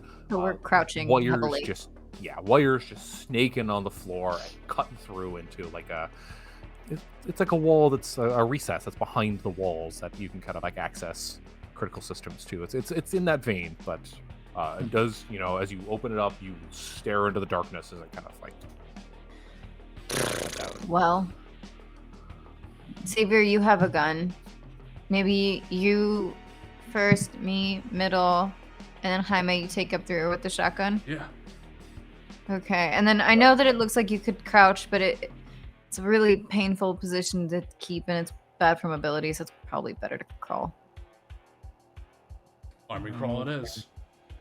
Yeah. He crawls. Okay. I'm So gonna the crawl three of after you him. Yeah. sopping wet, Yeah. this is crawling in a dusty service corridor. You get dirty pretty quick. great. It's great. And it's not like inches of dust, but it's enough where it's just like sticking to the clothes. And you crawl. You crawl. Mm-hmm. And it feels like a long time, but also feels like no time has passed at all. You kind of go up and down, lose your route. There are other corridors that sort of lead in and go away from where you're heading in various directions. That main chunk of wires still heads in a very clear path, presumably the one you're supposed to follow. And after some period of time, you find yourselves at another grate with a room beyond. What do you do? Take the grate off. Yeah, like kick it. How do you manage that? I want to push it softly. I don't want it to like slam on the floor. Okay, easy enough. Would you push with a little bit of pressure? It gives you hear like a pop as that kind of like comes out. It's like, okay, yeah, that's fine. That's perfect.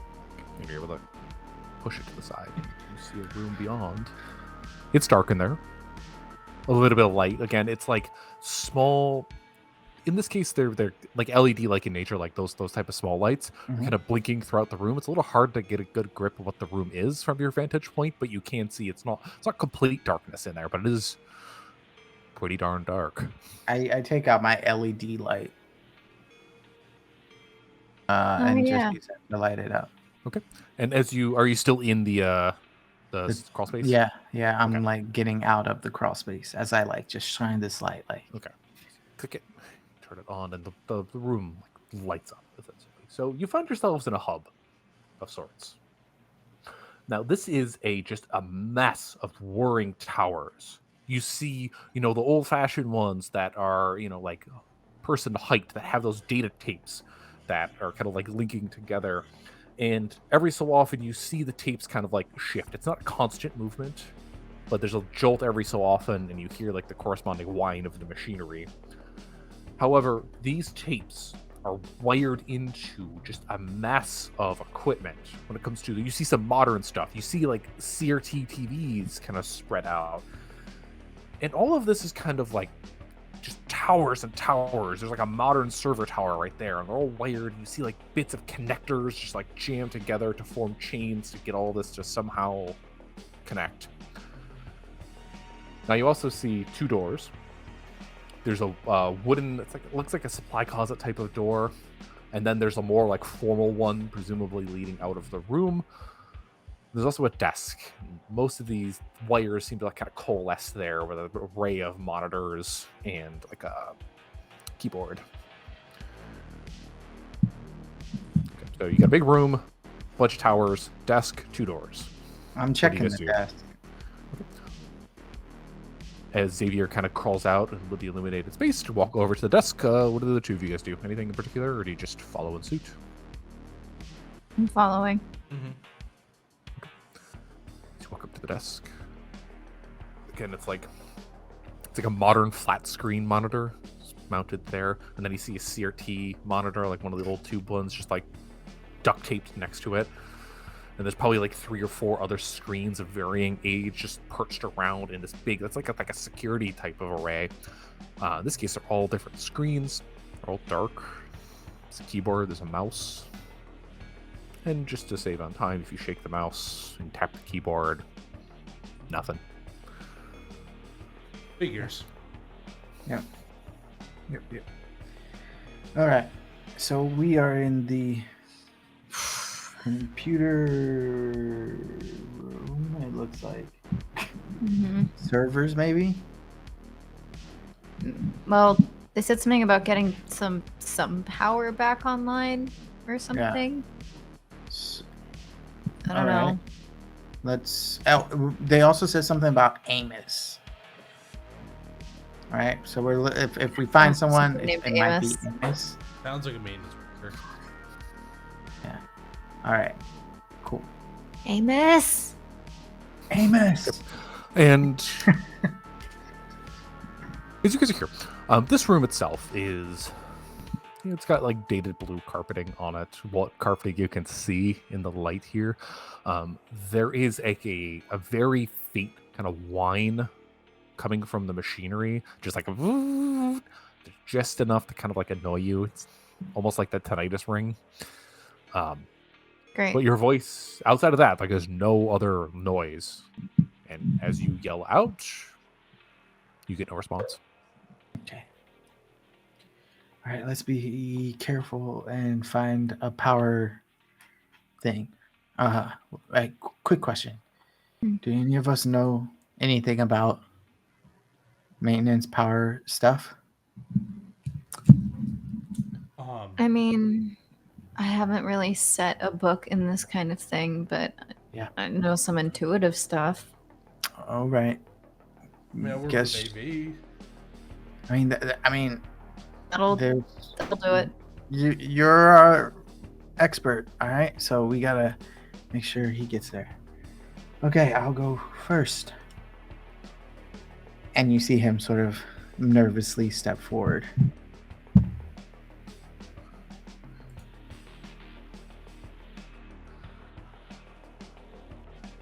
Now, as you step forward, and you're just dodging around towers and tripping on, not tripping, but trying not to trip on wires. So there's the door. It's a little bit more formal, metal type of frame.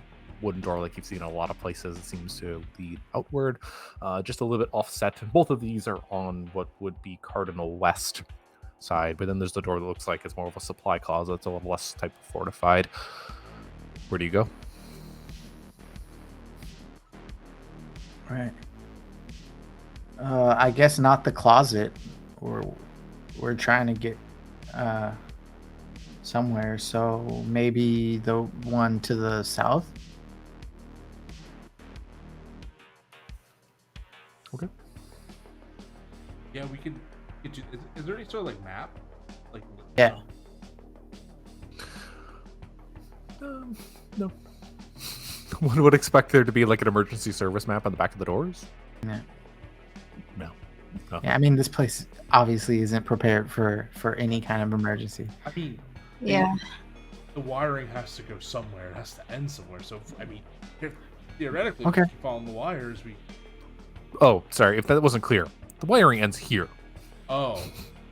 So the wiring like leaves the vent and just like whoosh, branches out into like all of that equipment. Like I said, there was those conversions and like into the towers, and it's just like Oh, so it's everywhere in the walls. Yeah, of course. yeah, just Got it. All right. Let's go to this door. now just click and pushing out. As you open the door, you're kind of beset with a hum. Now it's a little louder than the whine coming from this room, and it's a nice, pleasant rumble of like HVAC, just a it's low tune, so it's not like this like high pressure active HVAC system. And true to the noise, you exit this room into a concrete corridor. This is, this is like not even remotely dressed up. You see like patches in the wall. The floors are just bare concrete. Just like echoing dark corridors with that HVAC. And on the walls, there's just, vents that kind of like cascade down them. There's pipes that like break out of the walls and kind of push down. So red lights sort of cast shadows down. Emergency lights, but a little less frequent than you had seen upstairs. Or downstairs, I suppose. All right. And it's very moist. Ugh. And you can feel the humidity as you breathe in, entering the hallway. Yeah, great word choice there. Mm-hmm.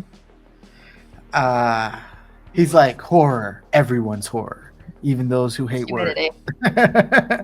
All right. So I sort of slowly move forward. I'm leading, I guess, where we're walking for now.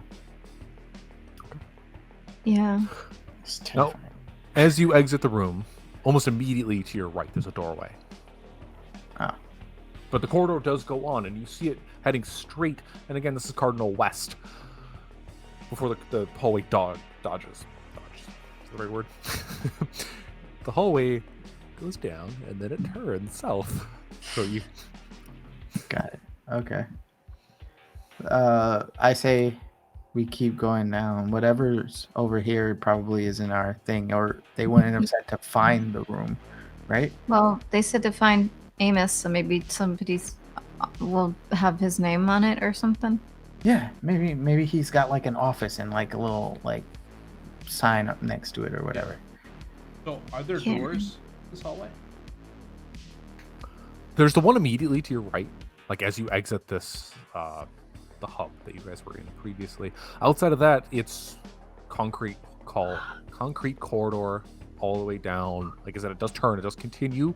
You see all like the pipework and HVAC kind of extending along the walls. There's no other door in this stretch of the hallway. And again, it's dark.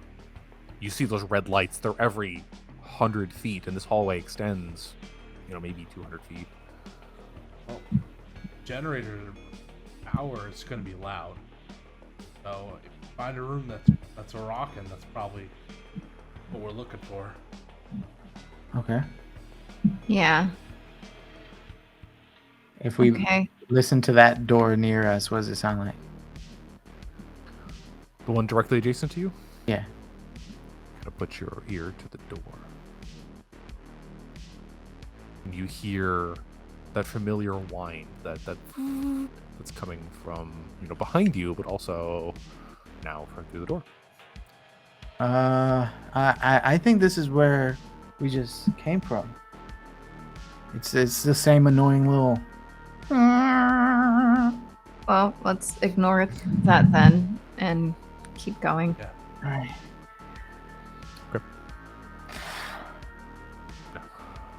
Pushing into the corridor. Again, you hear the rumble of HVAC, and it's not quite enough to muffle your footsteps, but it's not as like echoing as the previous hallways and staircases you guys were in. You just clap, clap, clap down concrete halls. Like I said, it extends about 200 feet before turning to your left, Cardinal South. And as it dogs and turns, you see the hallway gets a little wider. There's still concrete walls, still HVAC and pipework in the system, kind of jutting out at random points and jutting back in. However, the hallway is broken up. As you look, it continues straight, and you see another turn ahead. Like, if you continue straight, it does turn. In this case, it goes west once more. But about midway between that point, there's a crossroad. The corridor breaks, and you see hallways heading in east and western directions. So the choice is yours. You can continue traveling south along the path, or once you get to that little cross point, you can go one of those directions.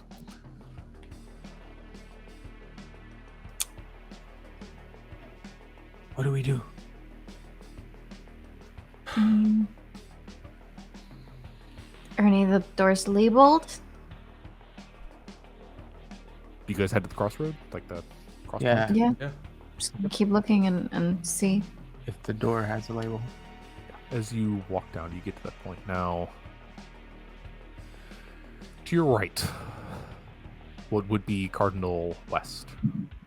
You look through and you see, it's like those doors you see in warehouses, grocery stores. They're sort of like the old saloon doors, but they're like rubber in this case. Maybe they're like kitchens and stuff. I have them professional kitchens. That kind of, they can push free without needing to depress a handle. They have little portholes in them. They're black and they go floor to ceiling. They're 8 to 10 feet tall. To your left, Cardinal East, hallway extends into a staircase and heads down into the darkness. Well, we shouldn't bother with the staircase because they said that most staircases end up being blocked off right now, so... Yeah. Should we pop our heads in to the other door Yeah. Yeah. and see what happens? Found. This is where they're keeping the aliens.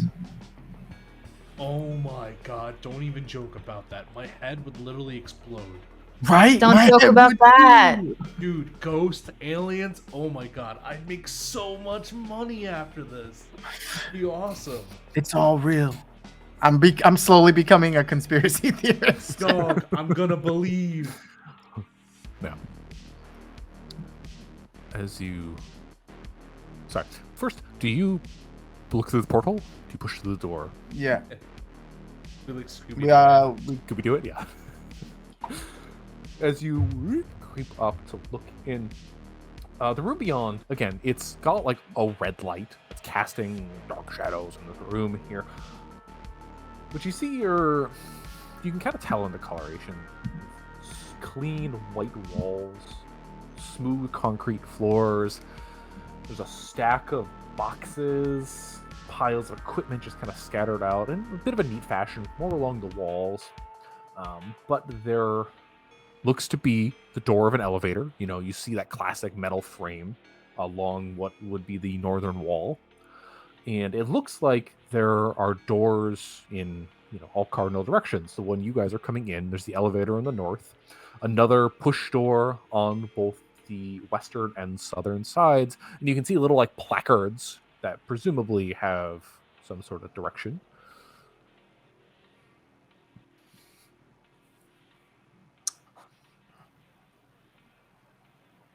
Yeah. Uh-huh. You push in? Yeah. I mean, if you say there's the elevator, if we're walking in, it's on our right. Yeah, as you walk in, it's on Cardinal North, which would be your right in this case. Yeah. And then what? And there's a door right in front of us, right? Yeah. So this is like a you walk in and it's a bit of a hub, another hub. This in case, like I said, it's got doors on all cardinal directions. So elevators to the north, the door you enter in is on the east. On the south, there's another push door, and on the west is a push door. And then in here, there's probably like benches. There's probably, I guess, there's equipment that's kind of pushed against the wall. Maybe a dolly. There's some piled boxes and so on and so forth. And you can kind of see all that through the porthole. All right. Well, then I said we just go straight across. Okay. Right? Yeah. Let's go. I mean, once we get the power back on, we can turn this elevator will go on, right? And we could ride this all the way to the director and get out of here. Yeah. Yeah. Worst system ever. Okay. All right. Let's go. Okay, so as you push forward through the door, who goes first? Okay. Xavier, push through the door, and as you cross that threshold, you see it. You walk in, and maybe you stop in your footsteps. It's really up to you. About in the center of the room, it's a translucent figure. It's like that holographic blue, and they're floating, back turned to you. Oh. What is that?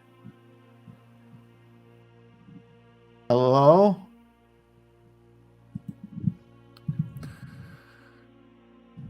You call out, does not respond. Amos? You get nothing. And as you guys look a little closer, they're wearing bulky equipment. You see a large pack on there. It's sort of rectangular, very rectangular in nature. On their back, they're wearing big spongy shoes. Like a dive suit or an astronaut garb. And you do see a helmet on their head. And again, they're floating about a foot off the ground in a bit of a sprawled manner with their back to you at the moment. And it's translucent. You see through them. Yeah. It's one of the Rangers. And you feel that swooping sensation in your stomach again. No. No, not again. That marked the start of our session. And as the swoop passes, Jaime is no longer there.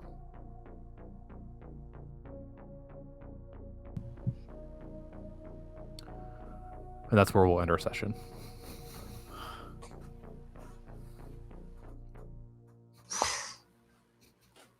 Well, we're back in our own dimension.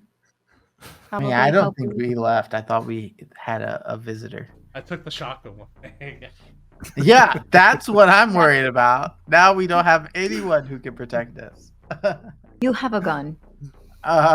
We don't have anyone who can protect us. I'm sure Yulia has Okay. her shotgun. I took the gun as evidence. I don't know how to shoot a gun. Wonderful. I suppose we'll see you next week.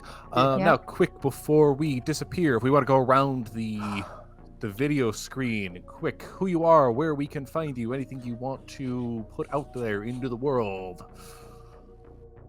Yes.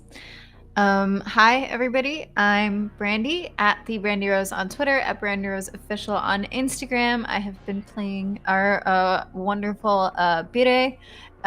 Today, I am a producer and actor, as well as voice actor, game designer. All the hats, really. Graphic design, all the things. I do all the things. Good quality level. Usually, I'm not quite this tired. And you can keep up with all of the projects that I do on my Twitter. That is where I'm most active. And my pinned tweet, which is also something that I will now be able to slowly start promoting more, is a GoFundMe, because I've had some really, really, really, really bad stuff happen and I require assistance. So I've got that in my pinned tweet at the Brandy Rose. And if you like anything that I like, that I do, if you like podcasts, I have a network. If you like APs, I both produce them and I am in them. I design stuff for games. I sell games. I make games. If you like any of those things, consider supporting me if you can. But apart from that, I can't wait to see you guys next week and see what happens. And hope we never see Janet again. Hopefully. Hello, I'm Randy Alvarenga. I'm a TTRPG streamer, actor, video gamer, and someone learning to code. So that's new. I'm just teaching myself. Loving it. Anyway, I'm doing a lot. It's hard to sort of list it all sometimes, but if you come over to my Twitter, which is Roller Raja, that's ROLLER you'll be able to see some of the cool projects I'm in. Just two of them that popped into the top of my head are Wednesday's Edge of Legends over on the Nat 20 Productions, and one more show I'm doing, Shadowrun, over on Gen Con TV. So there you go. Just two very different things that you can come and watch me. Hi everyone, I'm Nick. I was your guest star sub, also producer for The Bureau. I'm the marketing manager here at Gehenna Gaming. I'm just gonna shout out the stuff that's gonna be in the description. We have official The Bureau merch that you can check out on our bonfire. All the proceeds from that go back into the show and help pay the cast and everything, and you can own a wonderful part of history, the show. The second link is if you want to go support Brandy's GoFundMe. We have a link to that in the description as well. Brandy's awesome. I'm going to gas them up just a little bit. They're great. They wear all the hats and they all wear them very well. And anything helps. And if you donate at least $10, send me the receipt message, then go ahead and we'll give you a shout out on the stream, as well as some other stuff that I have planned that I'll announce soon. And thank you. Oh, of course.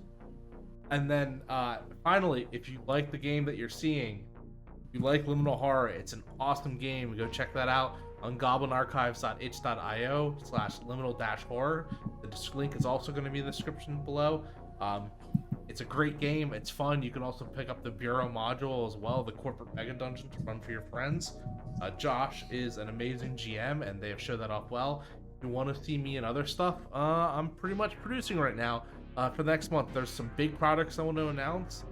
I can't really talk about them yet, unfortunately, but they are coming along the way, and hopefully that'll change it. All right, Josh. Okay. And finally, I'm Josh Demansky, your game master for this session. Outside of this, I write adventures and I do design, and I co-wrote The Bureau. Oh, and you can find that along with Liminal Horror at Exalted Funeral, as well as the Goblin Archives itch.io for the PDF versions. I do want to shout out, if you guys are seeing this video somewhere else, like one of our social media pages, embedded into any of like the pages that we do, please go to the Gehenna Gaming YouTube channel, give them the subscription and the like. We want to spread this as far and wide as we can, and myself and the other folk who work on Liminal Horror, we are very happy to have been given this opportunity. So we want to make sure that we're getting it to the folks who need to see it, so that they can be encouraged to check out the system and check out the channel as well. They do a lot of really cool stuff. Virtual Horror Con was a really cool event this year, and I hope to see stuff like that continue, and that happens through your support. Now, outside of that, please check out the links below and catch us for the next couple of episodes. We will be doing 8 for this series. This is episode 2, so next week, episode 3 shall premiere. Hopefully with a full group, but we will see what happens, because scheduling sucks and adult life is hard. It's that everyone. Okay. Yeah, on that note, thank you, and we will see you next week.